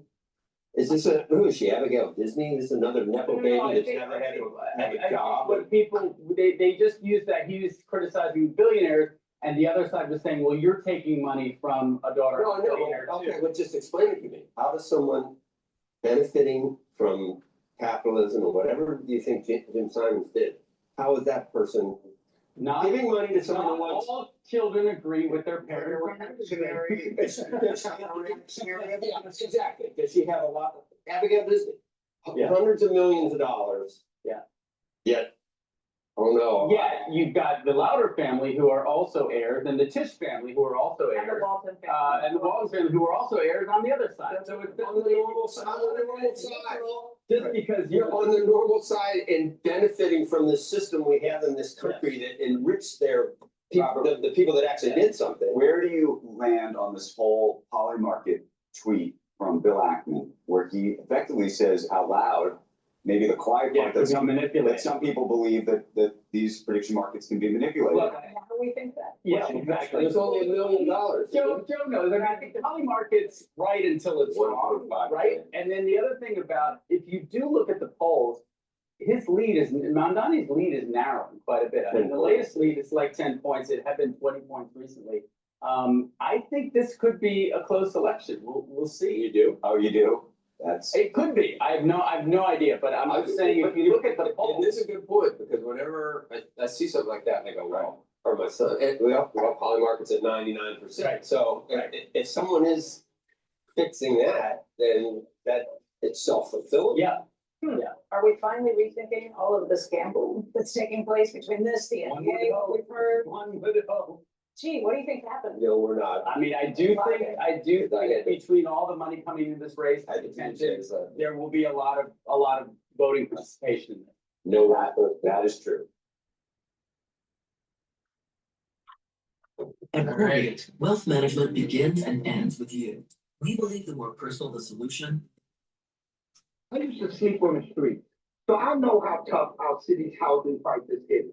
This November, New Yorkers can vote on affordable housing fast track and other city charter reform. Flip your ballot over and vote on questions 2 through 6. Here was reaction, author of the book, How to Test Negative for Stupid, a huge New York Times bestseller, and why Washington never will. Louisiana Senator John Kennedy. Congratulations, Senator. Well, I think you've proven that time and time again. Well, I mean, they say they never use the word Nazi. We prove otherwise. Then you've got, they want to offer everything for free. Correct me if I'm wrong. Didn't the Senate hold a vote last week about funding the military and a vote today to keep SNAP benefits around for 42 million Americans, and the Democrats voted no? Yes, and I listened to your monologue, Sean, with all of these different characters. I thought to myself, even duct tape can't fix stupid. I don't know Ms. Wallace. I watched her a little bit. I remember when she worked for President Bush. I suppose she's not as bad as some members of the liberal media, but that's faint praise. That's like it's like being the smartest person on the view. I'm going to give Ms. Wallace the benefit of the doubt and assume that she said what she said right after her morning beer. The Democrats have accused the President Trump of everything except abandoning his children to wolves. They daily call him a racist and a Nazi. The Democrats are angry. They're angry for two reasons. They're angry because President Trump won the election. The American people spoke. My Democratic colleagues need to just drink a big old glass of get over it and let's move on. They're mad, number two, they're mad that the American people are mad about the shutdown. It was so needless. I voted 13 times to open government back up. The Democrats have voted 13 times to keep it shut down. They don't want to pay food stamps. They don't want to pay the military. They want to use this as leverage to gain more money to spend. Senator Schumer, my colleague, greedily wanted to become the face of the shutdown. I was looking at a poll today of what the American people think of Senator Schumer. It was an Economist YouGov poll, which is very left of center. The American people, in the American people's opinion, Senator Schumer he's a wet match in a dark cave. He polls right up there with clubbing baby seals. He's got a 30% approval rating, a 60% disapproval rating, and 10% of folks polled just didn't want to pause their video games to answer. It's not working. The American people may not read Aristotle every day, but they get it. This is not a policy shutdown. This is a political shutdown. And I keep waiting for my Democratic colleagues to come to their senses. So there's a group called Welcome. They consulted hundreds of thousands of voters. They did this over 6 months. And what they found is 70% of voters think the Democratic Party's out of touch, that they're prioritizing LGBTQAI plus and the rights of criminals over law and order and safety and security and secure borders. They voted against the largest tax cut in history. They voted against cutting taxes on tips and overtime and Social Security. They think it's, democracy in action to pay more money for gasoline, which is the lifeblood of our economy. They're on the wrong side of every issue, but these are 80, 20, 90, 10 issues. There's been no reflection, introspection, or course correction. So I don't see them changing. And now if you look at the front runners for president, you got Buttigieg, Kamala, Gavin, AOC. Is that the future of this party now?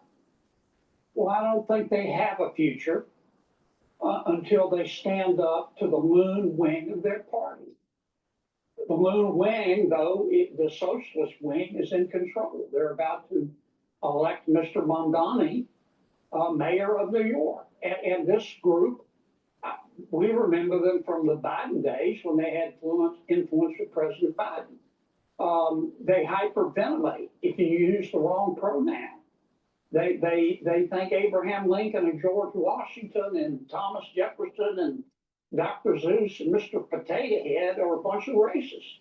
They think children ought to be able to change genders at recess. The American people don't think that. And many Democrats don't. I want to be fair. But the moon wing does, and they're in control. I mean, who are the ones except for John Fetterman speaking out? None. There you go. Because Okay. they're scared. They're scared. They're not scared of Senator Schumer. They're scared of Congresswoman Ocasio-Cortez. And sooner or later, well, I don't know what's going to happen, Sean, but you know, as a Republican, this is probably good for Republicans, but I think it's bad for the country. I believe in competition, and I think New York is the greatest city in the world, and I don't want to see it ruined. But sometimes, it was you the know, greatest city in the world. yeah, sometimes you just have to let God take care of it, because if you take care of it, you'll end up in jail. I mean, there's some things you just can't change. Well, we appreciate it. Senator, congratulations on the success of the book. Hey, Sean Hannity here. Hey, click here to subscribe to Fox News YouTube page and catch our hottest. Please go to my store, the-studio-reykjavik.com, and get the Boomer Boost. Boomer Boost has 68 nutrients. It has a very comprehensive compound profile shown on the screen. You can read the label on my website.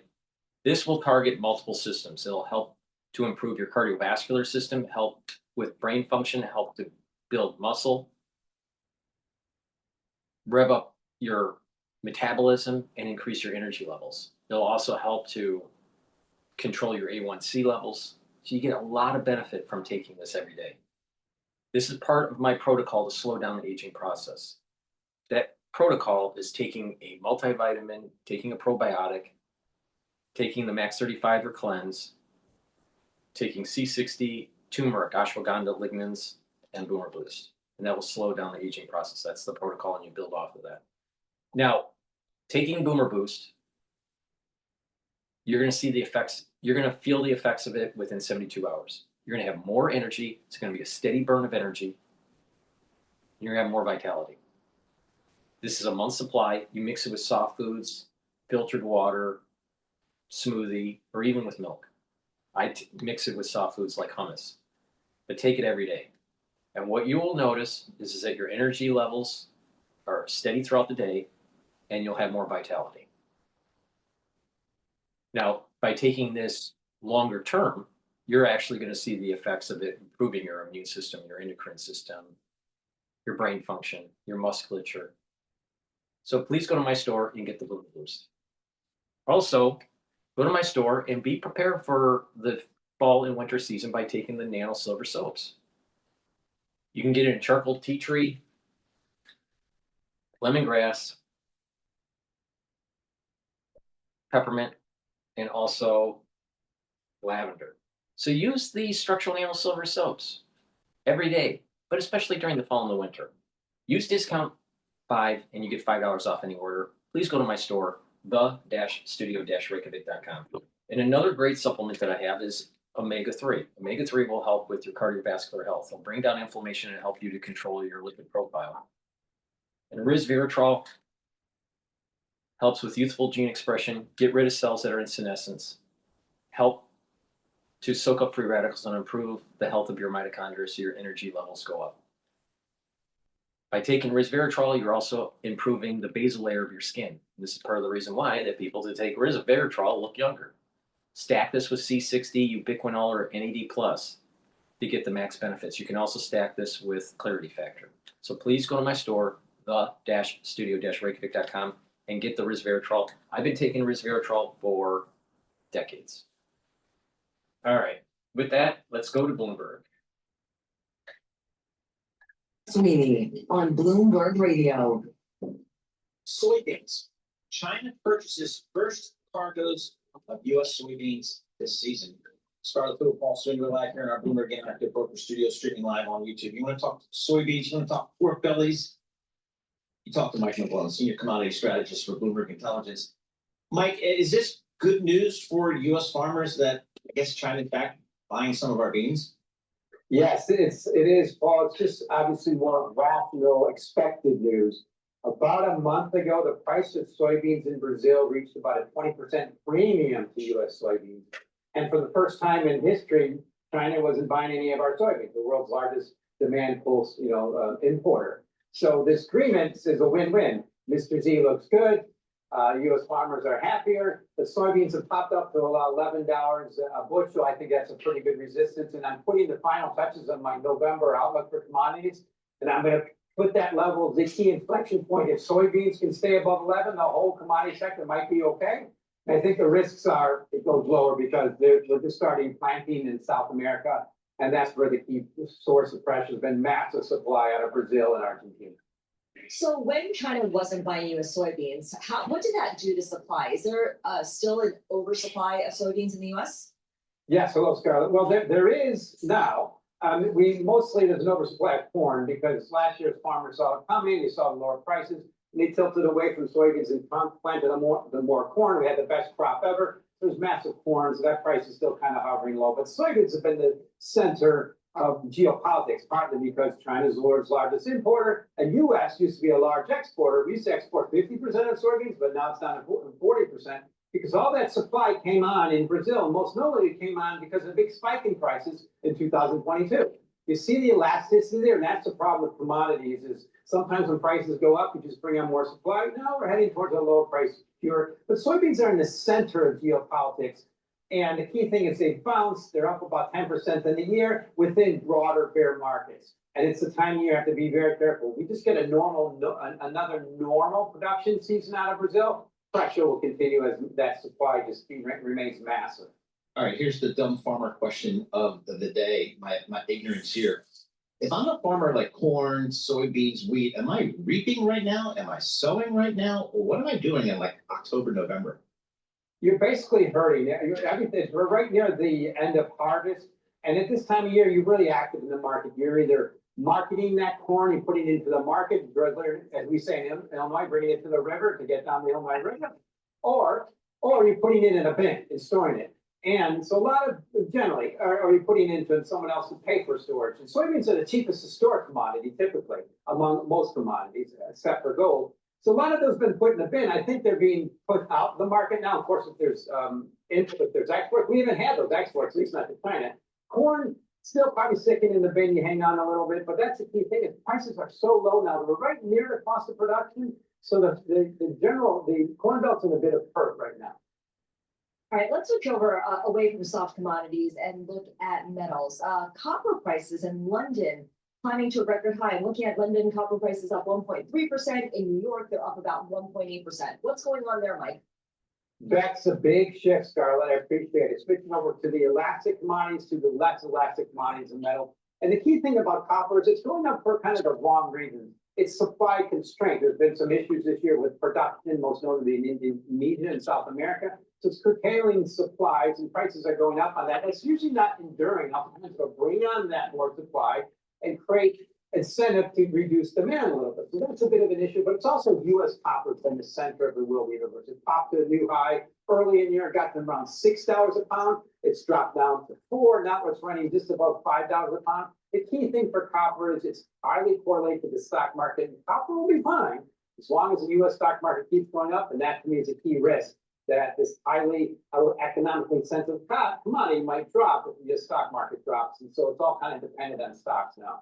I have no idea what Mike McClellan does for a living. It's just what's tied to what? What's correlated to what? I don't know. It's all It trades all over. These things trade in London. They trade in Chicago. Different price. I don't know. All right, let's go to the easy one. I think I understand. Seems like gold is holding that 4,000 support level, Mike. Is that a real number? Or is that just a round number I picked out of the air? Well, gold likes these round numbers. Remember, it bumped up to 2,000 for almost 4 years. Well, gold was really bullish, but I had to eat that for 3-4 years. And finally, it's popped up 3,000, now 4,000, but it's so extremely stretched versus most moving averages. People like Tom King would say like 3 or 4 standard deviations versus a 20, a 40, 50, or 60-month moving average. So that history of years, I switched a little away from the fundamentals. I switched to risk manager, saying it's so expensive here, you have to be very careful buying. So a time correction around 4,000 would be quite bullish. But typically from levels this high, you can easily get a 20 to 30% correction in a normal bull market. That's why I think gold is just so ahead of itself. And the key thing I'll end with is this disparity gold being up almost 55% on the year and crude oil being down 15%. That disparity, about 70%, is the most ever, and it surpasses about 60% in 2008. It's not a good sign for the global economy. All right, good stuff, Michael McGlone, and we covered a lot around that, right? But we didn't even get to pork bellies. I mean, is pork belly We're called? doing that all the time. All the time. And Exactly. one day we're gonna get Mike McGlone on Pork Bellies. Mike McGlone, of course, joining us from Miami and giving us the lowdown on all the commodities. He is Bloomberg Intelligence's senior commodities strategist. So China's buying soybeans, and finally some good news on the U.S.-China trade front. And of course, the president and Xi Jinping will be meeting later on tonight, our time, and we'll see what this all shakes out to be. All right. For our listeners in the US, a reminder, you can listen to us via satellite radio on Sirius XM. Please go to my store, the-studio-reykjavik.com, and get the heirloom barley. Heirloom barley is going to help to detoxify your body, bring down inflammation, and soak up free radicals through superoxide dismutase. By bringing down inflammation and detoxifying your body, you're improving your immune system, your endocrine system. Super important. And please go to my store and get the dual-purpose deodorants. Use this as a daily deodorant, but it'll also help to detoxify your body. It's made from essential oils from the Himalayas, very high quality ingredients that are in these deodorant bars. It's for males and females. You can get it in peppermint, lavender, and tea tree, or in citrus. Please go to my store and get the dual purpose deodorants. Again, detoxifying your body is super important to help with the immune system and the endocrine system. Zeolite, another great supplement that I have that will help to detoxify your body. This will bind to heavy metals, toxins, and chemicals and allow you to urinate them out within 6 to 8 hours. Take it every day. Take 3 small drops underneath your tongue. Drink it with filtered water. Do that every day, and you're detoxifying your body, helping your endocrine system, your immune system, and even your brain function. By detoxifying your body, your organ systems will perform better. Make sure you drink it with filtered water and stay away from processed foods.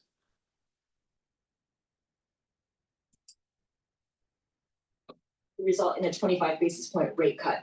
Jeffrey Cleveland will join us to give us his take on where the economy is headed now that the Fed is going to cut rates once again this month. And after that, we'll speak with Anurag Rana, Bloomberg Intelligence technology analyst, to give us his preview of 3 of the Mag 7 names that will be reporting earnings today. Microsoft, Alphabet among them. So a lot to cover. Meta as well. So 3 out of 5 this week. It's going to be big news for the big tech world. All right. In the meantime, let's bring in John Tucker for Bloomberg Business Flash. John.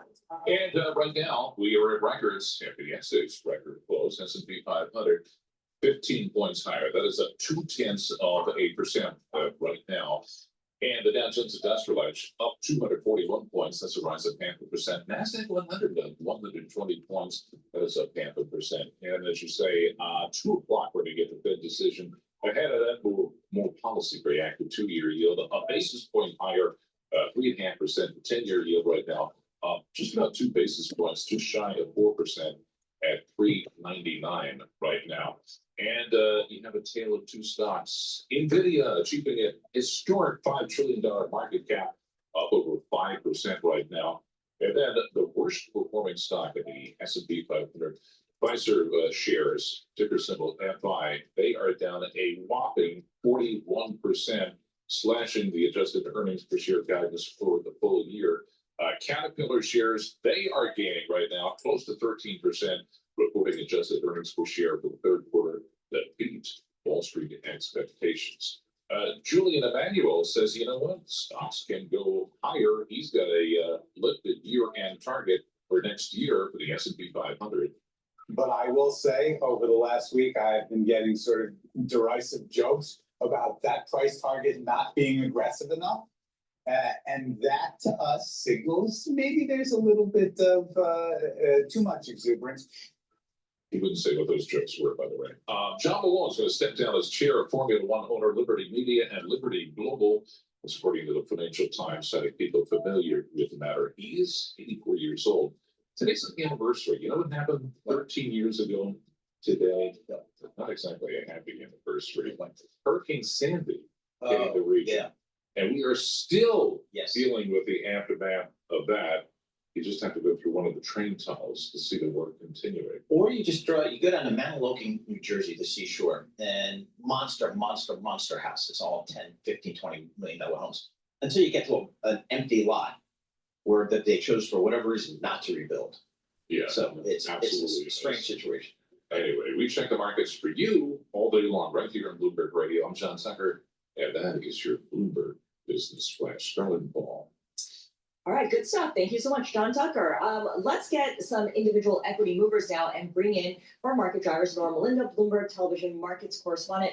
Nora, get us started. NVIDIA, the big name here. The big name of the day here, and almost feels like every day at this point. That's ticker NVDA, and we are seeing the company roaring up as much as 5.6%. This is the highest level on record. Of course, we know that the company topped the $5 trillion mark, the first company to do that in terms of market capitalization. But of course, we also know that this is a lot of this being really driven by a lot of the plans and partnerships that they've been rolling out. But additionally, Trump saying that he will discuss the company's Blackwell AI processors with Chinese leader Xi Jinping. And so this, of course, will really getting Wall Street really excited about what that could mean here for the company and just the broader landscape here. So you are seeing shares on a tear up about 55% year to date. Wow. All right. Very good. I'll tell you what used to be like a hot stock, hot sector. Telecommunications. Verizon reported today as well. They did report revenue. We saw a lot of different metrics that came through here, but they did report a loss in terms of wireless phone subscribers for the third quarter. But they do really have an aggressive strategy that they're really trying to roll out here to gain subscribers. So they're trying to focus away from emphasizing their network and towards improving more or less the customer experience here. So you're seeing shares of Verizon up for their best day since July here, up as much as 5.1%. On the year, not looking like there's too much going on here, up about 1% so far year to date. Well, it's interesting. This is a new CEO, Dan Schulman, plans to, quote, aggressively transform Verizon's culture and cost structure to improve the customer experience and compete effectively. That's, I mean, you think about, Verizon, these big telecom companies, that might be a hard thing to do. Absolutely. These aircraft carriers of companies. And I feel like people are kind of like locked into whatever company they work with. I mean, I feel like you have your one phone provider and let some other hot new deal comes out, you pretty much stick with the legacy that you have. But churn is a big thing in wireless. That's also true. Yeah. So When it's time to upgrade your phone, that's when you start looking at Right. You start shopping around, cast at that. see who gets you the best deal. All right, let's take a look at Pfizer. Pfizer, not a pretty day here. Actually, the worst day ever on record for the company. This is a fintech company that we're talking about, falling for its lowest level since 2018. This is after its results really confused Wall Street. They suffered a record plunge after slashing their outlook for full year earnings. And third quarter results that really did not fall well in terms of Wall Street expectations here. So you really are seeing the stock taking a beating today in particular, but it hasn't really been a pretty picture this year totally here. I mean, shares have been down 64% so far this year. So clearly a troubled company right now. Very good, Norma Linda. Thank you. Thank you so much, Norma Linda. Appreciate that. And you can get that Stock Movers podcast anywhere you get your podcast. You can hear Nora talk about what's moving. Please go to my store, the-studio-reykjavik.com, and get the Gladiator Barley. This will bring down inflammation, soak up free radicals through superoxide dismutase, detoxify your body, and help you to build muscle. Do some resistance training, take the Gladiator Barley, and by doing that, you're also controlling your A1C levels. And get the collagen. The collagen is a dual-purpose supplement. This will help with your skin, your hair, your nails, your cartilage, your joint health, your musculature, and your bone density. Please go to my store and get this month's supply of collagen. It's very high quality. Make sure you do some resistance training. By saying that it is an honor to stay up and talk to you guys. That's what makes this whole trip worth it. But ahead of this highly anticipated meeting, as you well know, we had thought that there was going to be basically this generic framework that would likely extend the trade truce that's currently in place and set to extend by November 10th. So there's been a pretty hard deadline here for the leaders to meet and ultimately make that extension. We heard from the Treasury Secretary Scott Bessent going into this week, and he laid out what sort of deliverables we might be getting, including that China would resume its purchases, as people familiar tell us today here at Bloomberg News that they have so far purchased at least 2 cargo shipments when it comes to soybeans, but we are still waiting on some further details, including what this is going to look like going forward. We had also learned that China was going to back off its newly unveiled export curbs when it comes to critical and rare earth minerals. In exchange, the U.S. appeared to have effectively taken that threat of an additional 100% tariff off the table. But since then, we've learned that this isn't just about pulling back the recent escalation in tensions. We heard from President Trump earlier today telling reporters aboard Air Force One, as you've been discussing, that he's going to bring up NVIDIA's Blackwell chip with Chinese President Xi Jinping. This would be a major win for Beijing, which would like the access to this advanced semiconductor. Also, the company, which has been trying to regain Chinese market access since 2022. Now, of course, this isn't a done deal. We're not quite sure exactly what this conversation would entail, but that's something to keep your eye on. And then Paul and Scarlett, quickly I'll add, also keep your eye on what happens when it comes to that tariff linked to fentanyl. This feels like one of those realistic, tangible deliverables that we might get that could actually move the tariff rate when it comes to Beijing. Both sides have said that they have made progress when it comes to the issue. 20% of the tariff currently in place on China is tied to fentanyl concerns. This would very likely look like Beijing putting forward some sort of solution like export curbs on so-called precursor chemicals that go into fentanyl. This has been a big priority for this White House, and we'll see if there's any sort of deliverable change here. All right, thank you for that complete wrap up of what we're likely to see. You mentioned NVIDIA, and we know that President Trump yesterday said that he would be meeting with Jensen Huang, the CEO of NVIDIA. The company yesterday, of course, holding its AI conference in Washington, D.C. The stock climbed to record high. Jensen Huang talking about how there really isn't an AI bubble. Do we know if that conversation between the president and Jensen Huang took place? Because I'm curious what kind of leverage Jensen Huang has with the White House. He's also seen as kind of a go-between with Beijing as well. Right, that's exactly right, Scarlett, particularly when you think at how some of President Trump's advisors and his actual administration have been a little bit more hawkish when it comes to China. I was speaking about this earlier this morning on Bloomberg Television, but this entire scenario reminded me of how then Senator Marco Rubio, almost a year ago today, sent a letter to then Secretary of Commerce Gina Raimondo to urge her to essentially put a halt, a blanket denial on any sort of U.S. export licenses when it comes to critical technology like semiconductors. So it is very clear that Jensen Huang has an influence with the president. In fact, he was not there yesterday at that Tokyo business leader reception. President Trump had called out Apple's Tim Cook, who was there, asked him if he was coming here to South Korea. He's not. So it's clear that there's been a push and pull here when it comes to President Trump and some of these leaders in the private sector, like how we saw Apple's Tim Cook really have that dominant role during Trump 1.0, the first Trump administration. And now we've really seen Jensen Huang and his relationship with President Trump develop. Paying off for sure. Tyler, thank you so much for joining us. We really appreciate your reporting throughout this very long day for you. Again, it is midnight or past midnight over there in South Korea. Tyler Kendall, Bloomberg Washington correspondent. She is accompanying President Trump on his trip through Asia. And again, just timing-wise, President Trump and Xi are scheduled to speak at 10 p.m. East Coast time tonight. That's 11 a.m. local time in Korea tomorrow.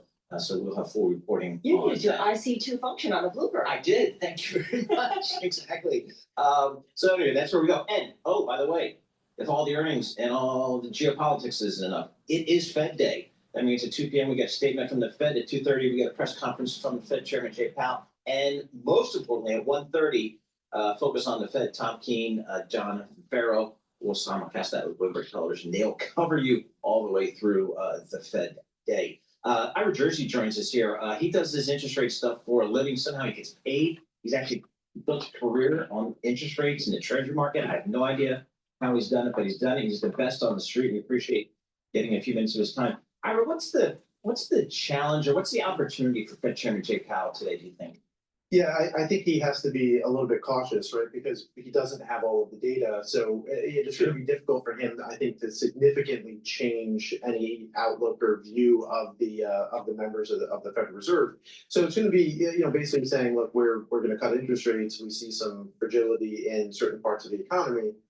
So we're going to cut cautiously, right? And what does cautious mean? Some people think that means they're going to maybe skip December and then go January and the like. Now, it's not their normal operating procedure. When you remember Alan Greenspan and his measured pace comments, a couple of decades ago, that meant 25 basis points every meeting, right? So being cautious doesn't necessarily mean a skip, but it can, right? And I think that that's an important and something that he can convey is that, look, we're not necessarily going to continuously cut interest rates down to 2% or something like that. So he'll say that. And then importantly, it's the funding markets. That's really what we're looking at today, especially when you see what happened to the repo market yesterday, and you saw SOFR today printing at 4.31% above the upper bound of the Fed's policy rate. And I think that, that's showing some stress. And that I would be surprised if he's asked a lot of questions about that. But I think for the Treasury market participants and the things that I look at, that's going to be the key today. Why are there signs of stress in the funding markets? Yeah, so there's this thing called the lowest comfortable level of reserves, right? So banks have reserve balances, which are assets for them, they're liabilities for the Federal Reserve, and those go up and down because of different changes in the Fed's liability. And they've been consistently going down over the last couple of years as the Fed's run off its balance sheet, right? The so-called quantitative tightening. And we're reaching the point now, and it's pretty clear that we're close to this point where we no longer have abundant reserves. And the thing is, there's no such thing as ample. I don't like that word. I think the Fed thinks that there's something called ample. You either have enough reserves, you have ample reserves, or you don't. And the problem is it's like a switch, right? So on a dime, you can go from having enough reserves in the system that everything's working properly, and then the next second, like we saw in September of 2019, you don't have enough reserves, and the market needs reserves added to the system. And that's a dynamic number. We don't know where it is. It changes all the time, right? And bank reserve balances and demand for reserves is much higher today than it was prior to the global financial crisis. So all these people who think we can go back to a $1 trillion Fed balance sheet, they're living in a fantasy land as far as I'm concerned. And part of the reason is because bank reserves are the easiest high quality liquid assets to own. And so there's always going to be demand for these reserves by these large financial institutions. And unless you change regulations and change some of the capital rules, that's always going to be the case. And if there's not enough of them, then interest rates in the short end, so overnight interest rates, just shoot up. And that's what the Fed wants to avoid. So if nothing else, even if the Fed continues quantitative tightening, which we think they might for another 6 weeks, they will have to announce that they're going to do more repurchase agreement operations and what we call open market operations. And this is important because if the funding market breaks, there's no way that asset prices stay where they are. They are going down in a hurry. But what's the risk level of that happening at this stage? I think the fact that the Fed is looking at it and the Fed understands that they have to do something, they need to do more TOMOs. If you read a lot of street research, our own research here at Bloomberg Intelligence, everyone knows that the Fed is going to need to step in and add reserves to the system. They were hoping that the standing repo facility would be enough, and that got tapped this morning for $10 billion. Mostly mortgage-backed securities, interestingly, was the collateral that was put there, suggesting that there's a bank or two that really does need some reserves. $10 billion is not a massive amount given the size of our economy and the financial markets. But if the Fed is not prepared to add even more reserves, right, another 20, 30, $40 billion of reserves, you could wind up seeing a significant uptick in the funding markets. And we have things like bond settlements. So treasuries we're settling about $80 billion of treasuries between tomorrow and Friday at bank month end. So we're going to see some more volatility in these front end funding markets. So we've seen yields kind of stuck in a range the last few days. There's been a data vacuum, but there's been a data vacuum all month, so that's not new. Is there going to be anything in this FOMC meeting or what Jay Powell says that could change where yields are? Yeah, I don't think so much the 10-year. In fact, I think the 10-year is pretty close to fair value. A lot of our models suggest that just based on right around the 4%. economic data that we have. Yeah, plus or minus 20 basis points, right? Won't be a surprise. But the front end, the front end can move a lot if he shocks us, but I doubt that he will. All right, Ira Jersey, thank you so much. He is, of course, Bloomberg Intelligence's rate strategy here at BI. And we're, of course, counting you down to that FOMC decision at 2 p.m. And Jay Powell speaking at 2:30. We'll have full coverage on Bloomberg Radio and Bloomberg Television starting at 1:30 p.m. Eastern Time. This is Bloomberg.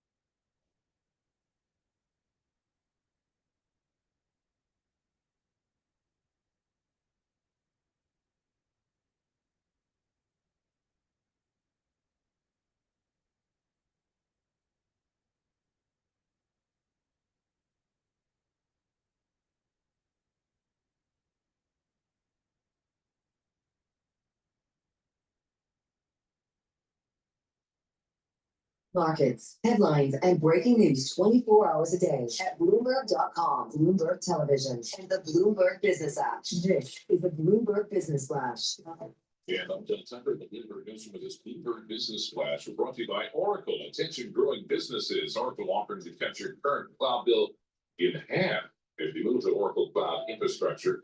This is for new U.S. customers with minimum financial commitments. See if your company qualifies at oracle.com/Bloomberg. S&P 500, 17 points higher, up 0.25%, 6908 on the index. That's record. Dow Jones Industrial Average up 247 points. That's a record. And the Nasdaq 100 up 115 points, up just about 0.5%. That's a record there. Jensen Huang's spree of deals launching the AI frenzy to new heights. NVIDIA achieving an historic $5 trillion market cap. About the next two biggest companies, Microsoft and Apple, with valuations about $4 trillion each. And NVIDIA shares today up 3 And again, after the record close yesterday, stocks are pushing higher. The Fed, of course, widely expected to cut 25 basis points today. After the close, Meta, Microsoft, and Alphabet reporting earnings. The payments processor, Fiserv, seeing shares plunge. They slashed their adjusted earnings per share guidance for the full year. Worst performing stock in the S&P 500 today. It is down a whopping 42% in today's market. You know, Starbucks has poured millions of dollars into rehabbing its stores and trying to get more people through the doors. Also trying to get them to stay longer, attracting and keeping customers, the key pillar of the turnaround for the new CEO. But neither one of those things is happening. The share of visits longer than 10 minutes has shrunk since Brian Niccol took over the helm in September of 2024. This is according to data from Placer AI. I guess, what do they, is there a special name for somebody who hangs out in Starbucks? Yeah, I think it's these people that work from home that are just, you know. He means slackers. Slackers. No, not slackers, but. That's what Paul meant. What's this? Yeah, I think, well, this You know, is we've the thing. got people who hang out in malls or mall rats and Yeah. hang out in Starbucks. Is there a special name? I think half the US GDP is, you know, done in Starbucks. People just doing whatever they do, their side hustle gig. My daughter loves to go there to study, so. Yeah, that's another thing. That's a good thing. Anyway, we check the markets for you all day long, right here on Bloomberg Radio. I'm John Tucker, and that's your Bloomberg Business Flash. Poland Scribe. All right, good stuff. Thank you so much, John Tucker. You know, we don't have any data anymore, Paul Sweeney, and the Fed is a data-dependent central bank. That's what they tell us. So what do they say about the state of the economy? They're just like the rest of us. They're just kind of going, what's the alternative investment, WLT, ALT-E? Keep going. Okay, all right. Paul's going to give us some insight from that world. But in the meantime, let's go now to Jeffrey Cleveland. He is chief economist over at Hayden and Regal to join us and talk a little bit about the U.S. economy here. And Jeffrey, do you think we're going to get anything actionable from the Fed chair when it comes to understanding how this week's layoffs, and you know, there's some big numbers here. Amazon, 14,000 workers to be shed. UPS, 34,000 workers to be shed, will lead to more aggressive cutting of rates in 2026? Yeah, we'll see. I think, you know, he's in the same boat that we are. We're talking to all of our clients all over the US and around the world, getting the sense of how they see the labor market. I think by and large, they see the labor market softening in through the September period and into October. So I think that's an interesting data point. I'm sure policymakers are doing the same thing, canvassing their contacts. I also think we have enough data to go on. I mean, the jobs data, whether it's from ADP or BLS that we had, shows the same trend, which was a slowdown.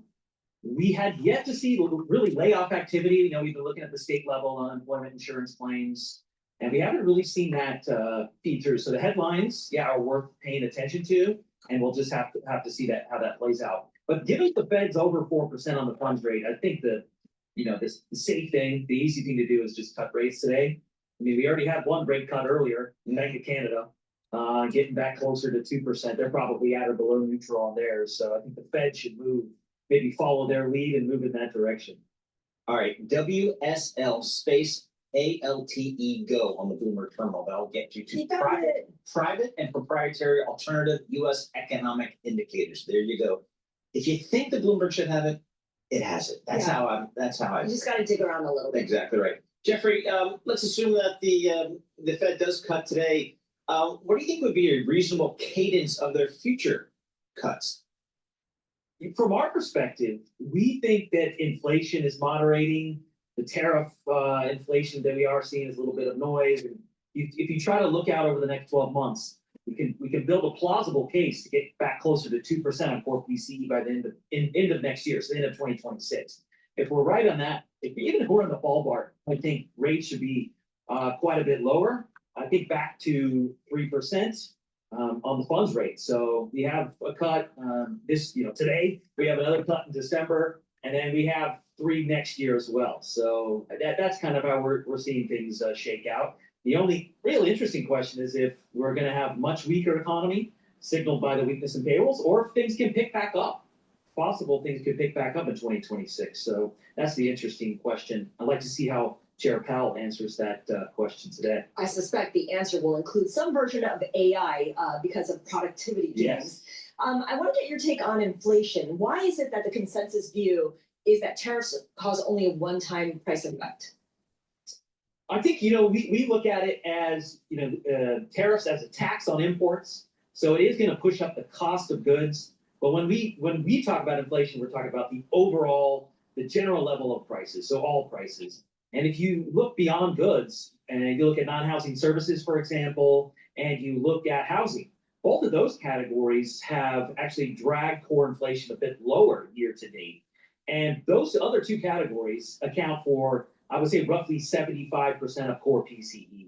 So when you're thinking about overall inflation, which is what we're trying to do, yes, there's some pressure from goods and tariffs, but I think it's being offset by everything else we're seeing. And the softness in housing, so rents and owner's equivalent rent, we expect that to continue in 2026. And if the labor market remains, somewhat weak, then non-housing services should also moderate. So that's how we're thinking about it. All right, Jeffrey Cleveland, thank you so much. We appreciate that. Jeffrey Cleveland, he's an economist over there, paid in Rigo out there in Los Angeles. Please go to my store, the-studio-reykjavik.com, and get the Good Night Formula. This has tryptophan, melatonin, GABA, and passion flower to allow you to get into the 3 to 5 cycles of REM sleep and deep sleep. So you're detoxifying your central nervous system, consolidating memory, and you'll be well rested. By having good sleep regularly will slow down the aging process and improve your brain function. Myotrol helps with the gene expression to build muscle and maintain muscle. It has polyphenols, flavonoids, and lignans to help with that gene expression. In addition, Myotrol will also help to improve your mitochondrial health. By taking Myotrol every day, drink it with filtered water, and do some resistance training, it'll help you to build muscle and maintain muscle. NVIDIA's technology, so there is a real symbiosis. We haven't seen any slowdown from them. We'll get some signaling after the results come out in their various conference calls about what their plans are for investment in this area going forward. But at least based on yesterday's GTC event here in Washington, the big industry confab sponsored by NVIDIA, we're really getting a sense of no sign of an end to the momentum. And Jensen Huang was emphatic in saying that he sees no sign of a bubble coming and that he expects another $500 billion in revenue over the next 5 quarters tied to all of that. I'm so glad you bring that up because we wanted to play some sound from that conversation Jensen Huang, the CEO of NVIDIA, had with our Ed Ludlow, Bloomberg Tech co-host. Ed spoke with both Jensen Huang and Nokia's CEO, Justin Hotard. Let's take a listen. I don't believe we're in an AI bubble. And the reason for that is we're going through a natural transition from an old computing model based on general purpose computing to accelerated computing. We also know that AI has now become good enough because of reasoning capability, research capabilities, its ability to think. It's now generating tokens and now generating intelligence that's worth paying for. Mike, what gets my attention is Jensen Huang coming out and saying definitively that he does not think there's an AI bubble. Do you think any of the CEOs of the 3 companies that are reporting today, the 2 that are reporting tomorrow, are likely to go out on a limb and say that? They have put so much into artificial intelligence themselves that they would be loath to issue any kind of a bubble warning. That'll come much more from the outsiders. The interesting thing, though, is when NVIDIA talks about AI, it is not thinking just ChatGPT and the other chatbots that we are familiar with. They're talking about so many more things and uses. And one priority for Jensen Huang is really to accelerate the adoption of artificial intelligence across the economy in a variety of platforms. It ranges from robotics to cybersecurity to business automation, all sorts of things that they were talking about and really infused all the partnerships and deals that the company was announcing yesterday. We could do a quick review, Scarlett. It's Uber, it's Lucid when it comes to transportation, it's CrowdStrike when it comes to cybersecurity, it's Palantir when it comes to business automation. So the company really is not only trying to push this narrative, but it's trying to show it as well. And they even began to talk about some of the edge case uses for quantum computing, which is another area of keen interest for investors. And it's been an area that NVIDIA has been edging toward in the past few years. Michael, there are some investors out there that are obviously a little reticent about this whole AI story and the momentum behind it. Maybe they want to tap the brakes every once in a while. And I think their argument is basically, okay, I get the big spending by the hyperscalers, but what's the return on investment again? Every once in a while we hear from those people. Where do you think that narrative is today? Well, it remains one of the big questions. When does revenue actually become something measurable and tied to artificial intelligence use? And Jensen Huang was trying to point yesterday to, look, AI has not only the use case, but it is actually starting to pay off. The models are starting to pay off. And this is why he sees the world not being in a bubble right now. But it is something that companies will have to try to demonstrate more visibly as they release results to justify all the expenditures that they have been making on data centers and on all the technology that goes into them to power these models that they intend to use. All right, Michael Shepard, really appreciate you joining us and giving us a wrap up of what we're seeing right now. NVIDIA, once again, $5 trillion in market cap. $5 trillion, Paul, that is a lot of zeros. That is. And when you see the movements in these stocks, I'm just thinking some of these big tech stocks that have been announcing these big investments with each other and Chat GPT, and the amount of dollars, the absolute dollars of gains and losses in the stock market every day on some of these names is staggering, because you are, a 5% move in a $4 trillion market cap stock. That's real money. Right, and the spending that they're all doing on products or services and things like chips from each other, that is responsible for a big chunk of the GDP as well. So if anyone slows down their spending just a little bit or pulls back a little bit, that could have a ripple effect. Yep, absolutely. So year to date, just for those keeping score, at home, NVIDIA up 55% year to date. So pretty solid return there. Mr. Wang, obviously with his personal stake in the company, shooting up the rich. Please go to my store, the-studio-reykjavik.com, and get the probiotic. You can get it in veggie cap version or powdered version. By taking a good probiotic, you're going to help with your gut biome, improve your immune system, improve your cellular metabolism and your overall digestion, and improve your brain function. With a good gut biome, you're going to improve the communication between your gut and your brain. You're going to be able to sleep better, consolidate memory, detoxify your central nervous system, and be well rested. And when you do that, you're slowing down the aging process. Good health starts at the gut. Please go to my store and get the veggie cap version or the powdered version of the probiotics. Take them every day. Make sure you drink them with filtered water. And also get the complete multivitamin.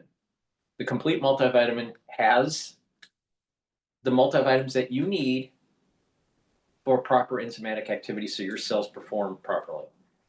The foundation of my anti-aging protocol is taking a good multivitamin and stacking it with the probiotics. That's the foundation. Then you take the Max 35 or Cleanse. That will help to boost up your immune system. Take C60 to soak up the free radicals. Take the turmeric, ashwagandha, and lignans to boost up the immune system. And Boomer Boost to rev up the metabolism and increase your energy levels. That stack will slow down the aging process. Please go to my store, the-studio-reykjavik.com. All right, let's play CNBC talking about AI layoffs. Here is the question of the morning. Are AI layoffs real, or are they a scapegoat for what's going on in the employment picture in this country? Christina Puccinello joins us now with that story. Good morning. Good morning, Andrew. Amazon, Chegg, Microsoft, Meta, Salesforce, the list continues. Tech companies just are cutting tens of thousands of jobs, and some of them are blaming AI.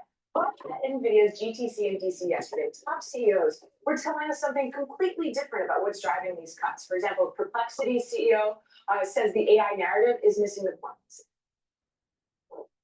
Overhiring they did in the COVID era, but they didn't actually need to. The results of that are being seen now. So correlation doesn't imply causation. Like it's not because of AI that people are losing jobs. And CoreWeave CEO Michael Tractor frames it as part of a bigger pattern that just happens in tech history. During each technical revolution. There is a rotation that occurs, and I think one of the roles for government is going to be to assist the rotation that's required to retrain, to repurpose, to allow people to build careers. And CrowdStrike CEO George Kurtz has told me AI elevates workers into controllers while AI can handle all of the grunt work. So essentially working alongside AI, that's what humans will do. The reality though is just more complicated. Amazon, cut 14,000 jobs citing AI. Microsoft eliminated over 15,000 this year while investing about 80 billion in AI. Meta slashed 600 from its AI unit. Salesforce cut 4,000. You get the point. All while posting almost record profits.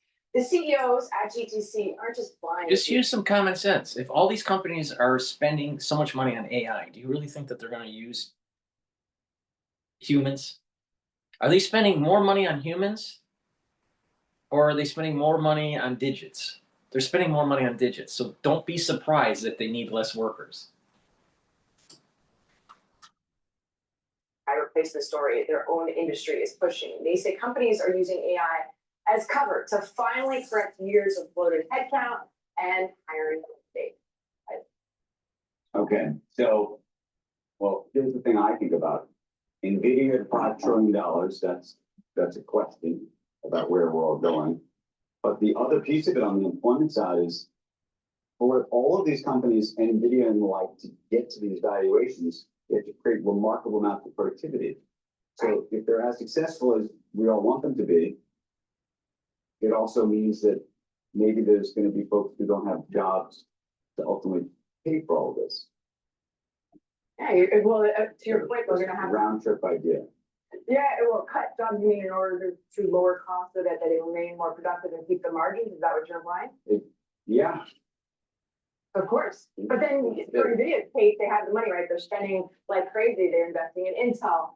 They're announcing $1 billion in Nokia. So I guess if you're an employee at NVIDIA, which and there's no job cuts, but actually, for example, you'd be wondering why I be getting laid off. The same for a lot of these other tech companies when Microsoft is spending X amount of dollars on dealing with OAI or other firms like Nebius, for example, to build out data centers. Why are they cutting jobs?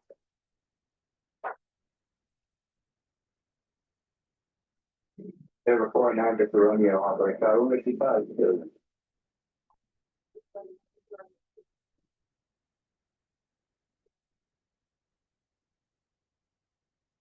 Welcome aboard, Mr. Elizabeth. Oh, thank you.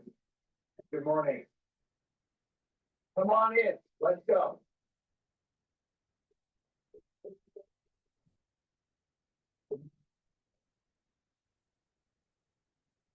Three meetings and 3 stops today. We've all got the same 24 hours in the day.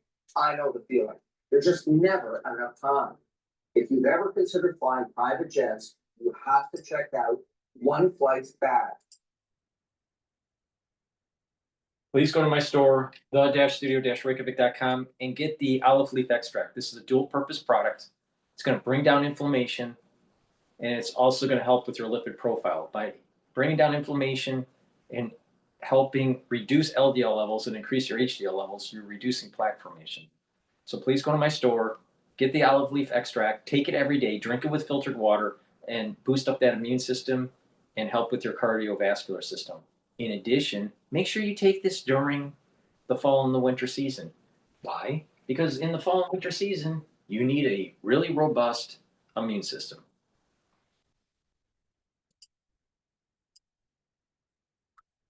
Not just Day, Microsoft, Alphabet, Meta Platform deliver the results after the close, with Amazon and Apple following tomorrow. And right now, the S&P 500, 14 points higher. The Dow Jones Industrial Average up 248 points. NASDAQ 100 up 86 points. According to the British journal, the medical journal Lancet, they have an annual report on climate and how soaring temperatures are killing 550,000 people every year around the world. That's one heat-related death every minute. So these new numbers come during a year record-setting temperatures this year around the world. They also say it's an economic hit. Lost labor productivity related to heat, according to the Lancet, caused an estimated $1 trillion in income losses. Like, those numbers, are they higher than they used to be? Are they trending higher? Do we have context? Oh, they're trending higher. Because the climate change deniers, I would say, give me the context there. I mean, do 500,000 people die every year because of heat since the beginning of time? I don't know the answer. It's a steep increase, at least according to the Lancet. And as far as, whether it's, a new or fake or whatever, always follow the insurance industry and the actuaries, because they are the folks who, live or die by this stuff. They quantify it. They quantify it, yeah. So they price it, yeah.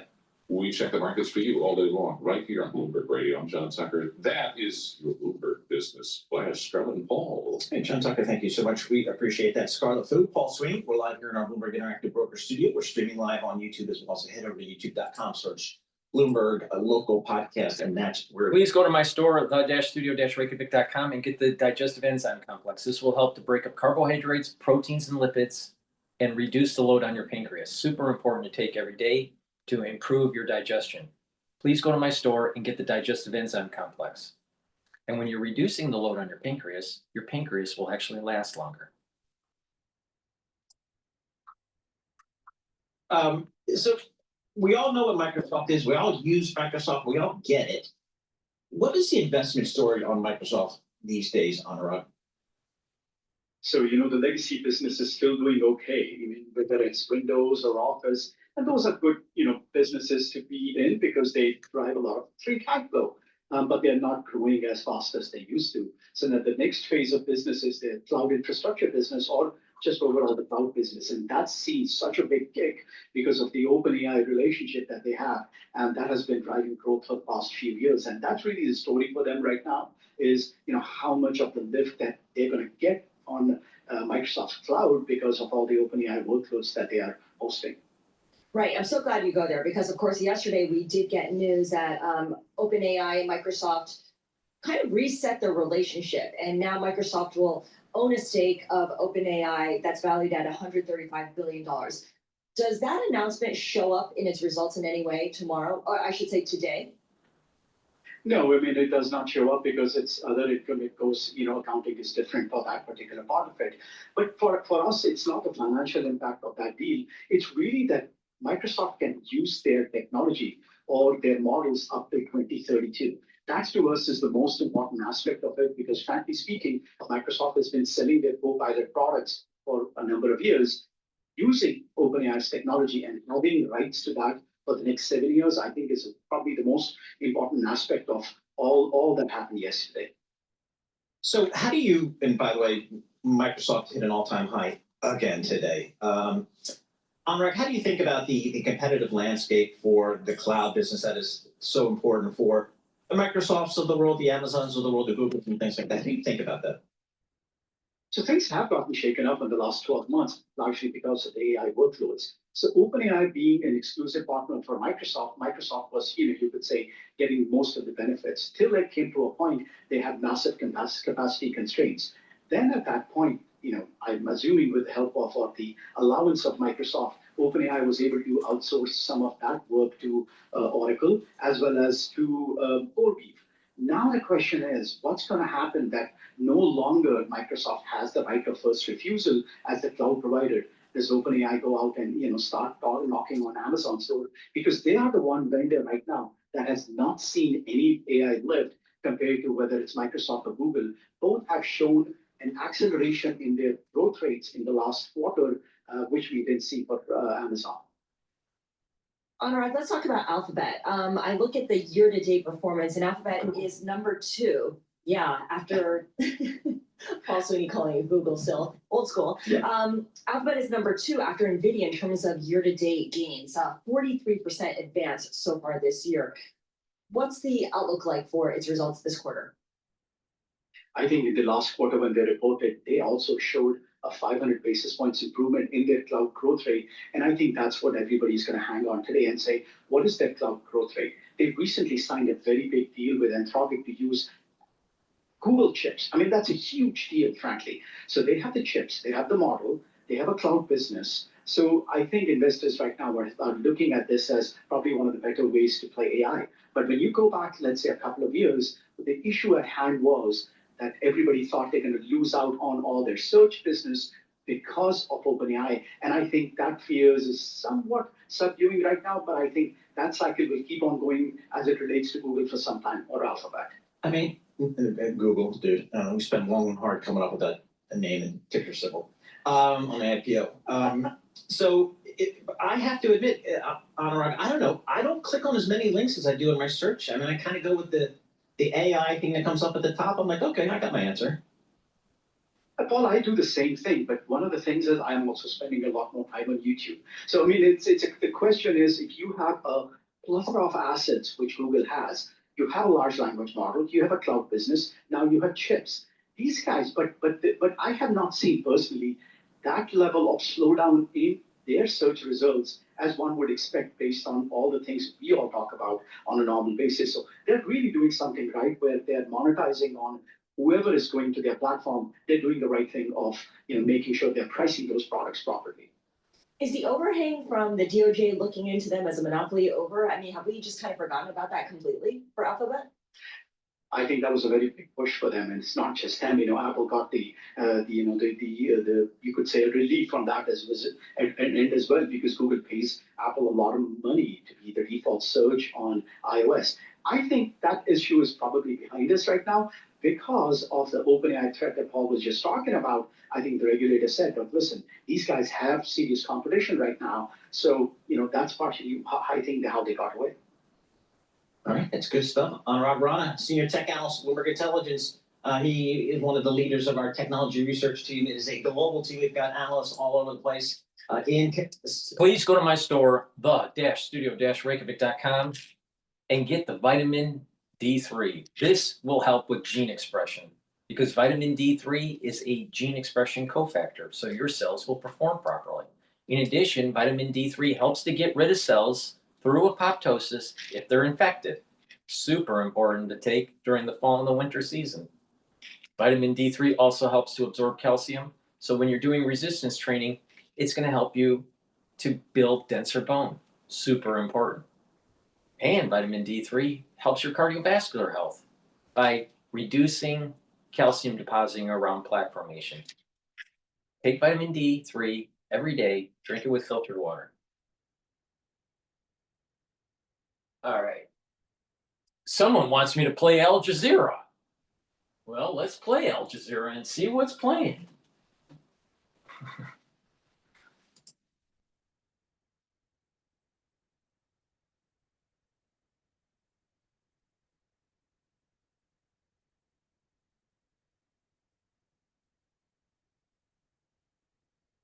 Oh, hockey.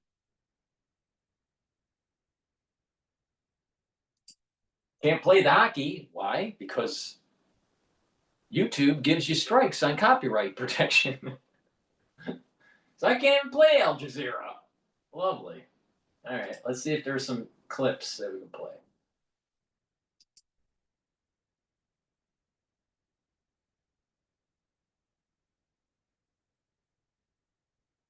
This was 5 hours ago. Gaza destruction, demolition of homes.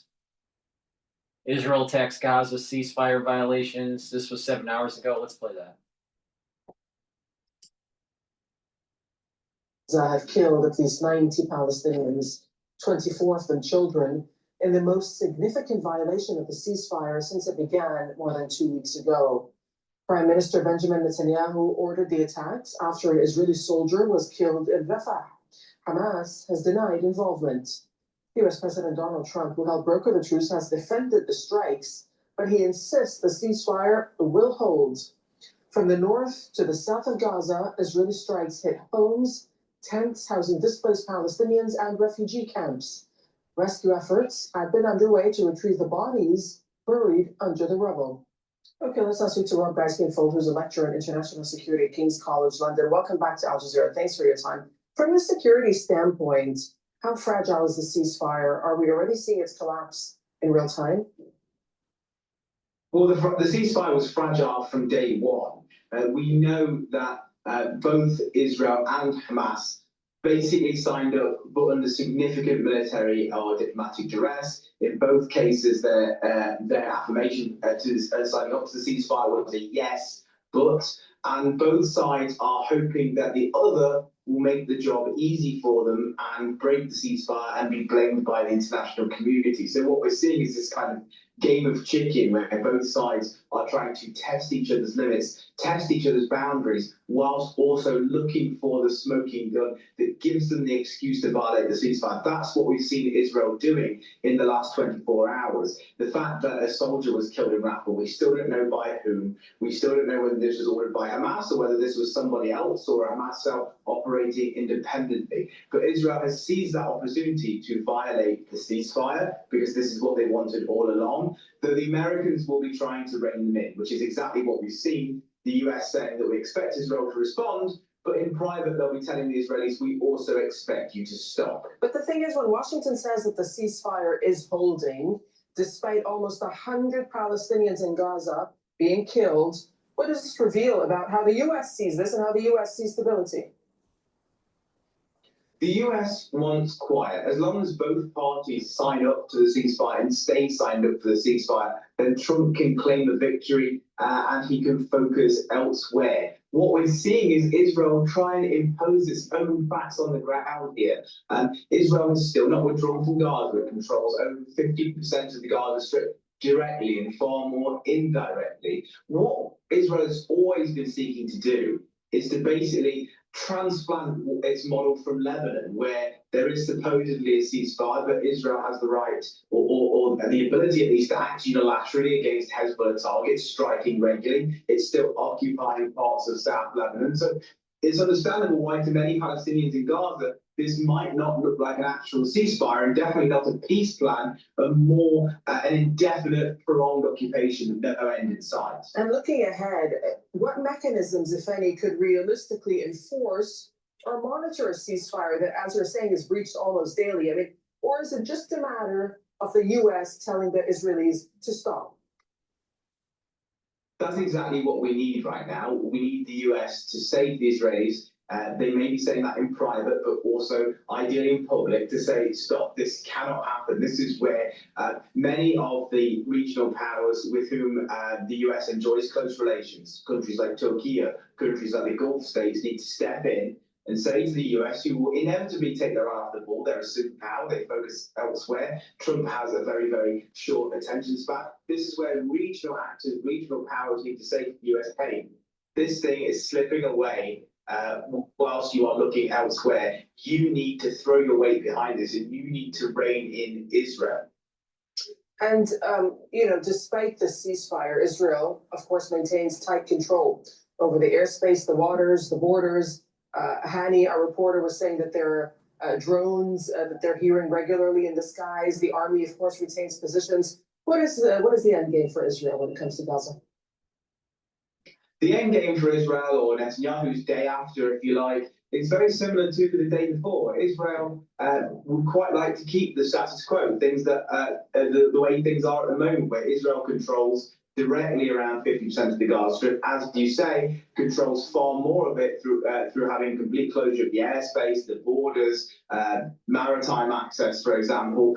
Hamas would exist in a run state in around 50% of the Gaza Strip. Israel would control the other 50%, and basically that other 50% that Hamas controls or Israel doesn't directly control would be besieged, it would be blockaded, it would be deprived, and it would be starved. So this is exactly what Israel wants, for the status quo, which is supposed to be temporary, to become permanent. And as I say, that's very, very similar to the status quo we had on October the 6th, 2023. This is not a way to resolve the conflict. It's a way to perpetuate the conflict and a way to perpetuate grievances and to make further conflict inevitable.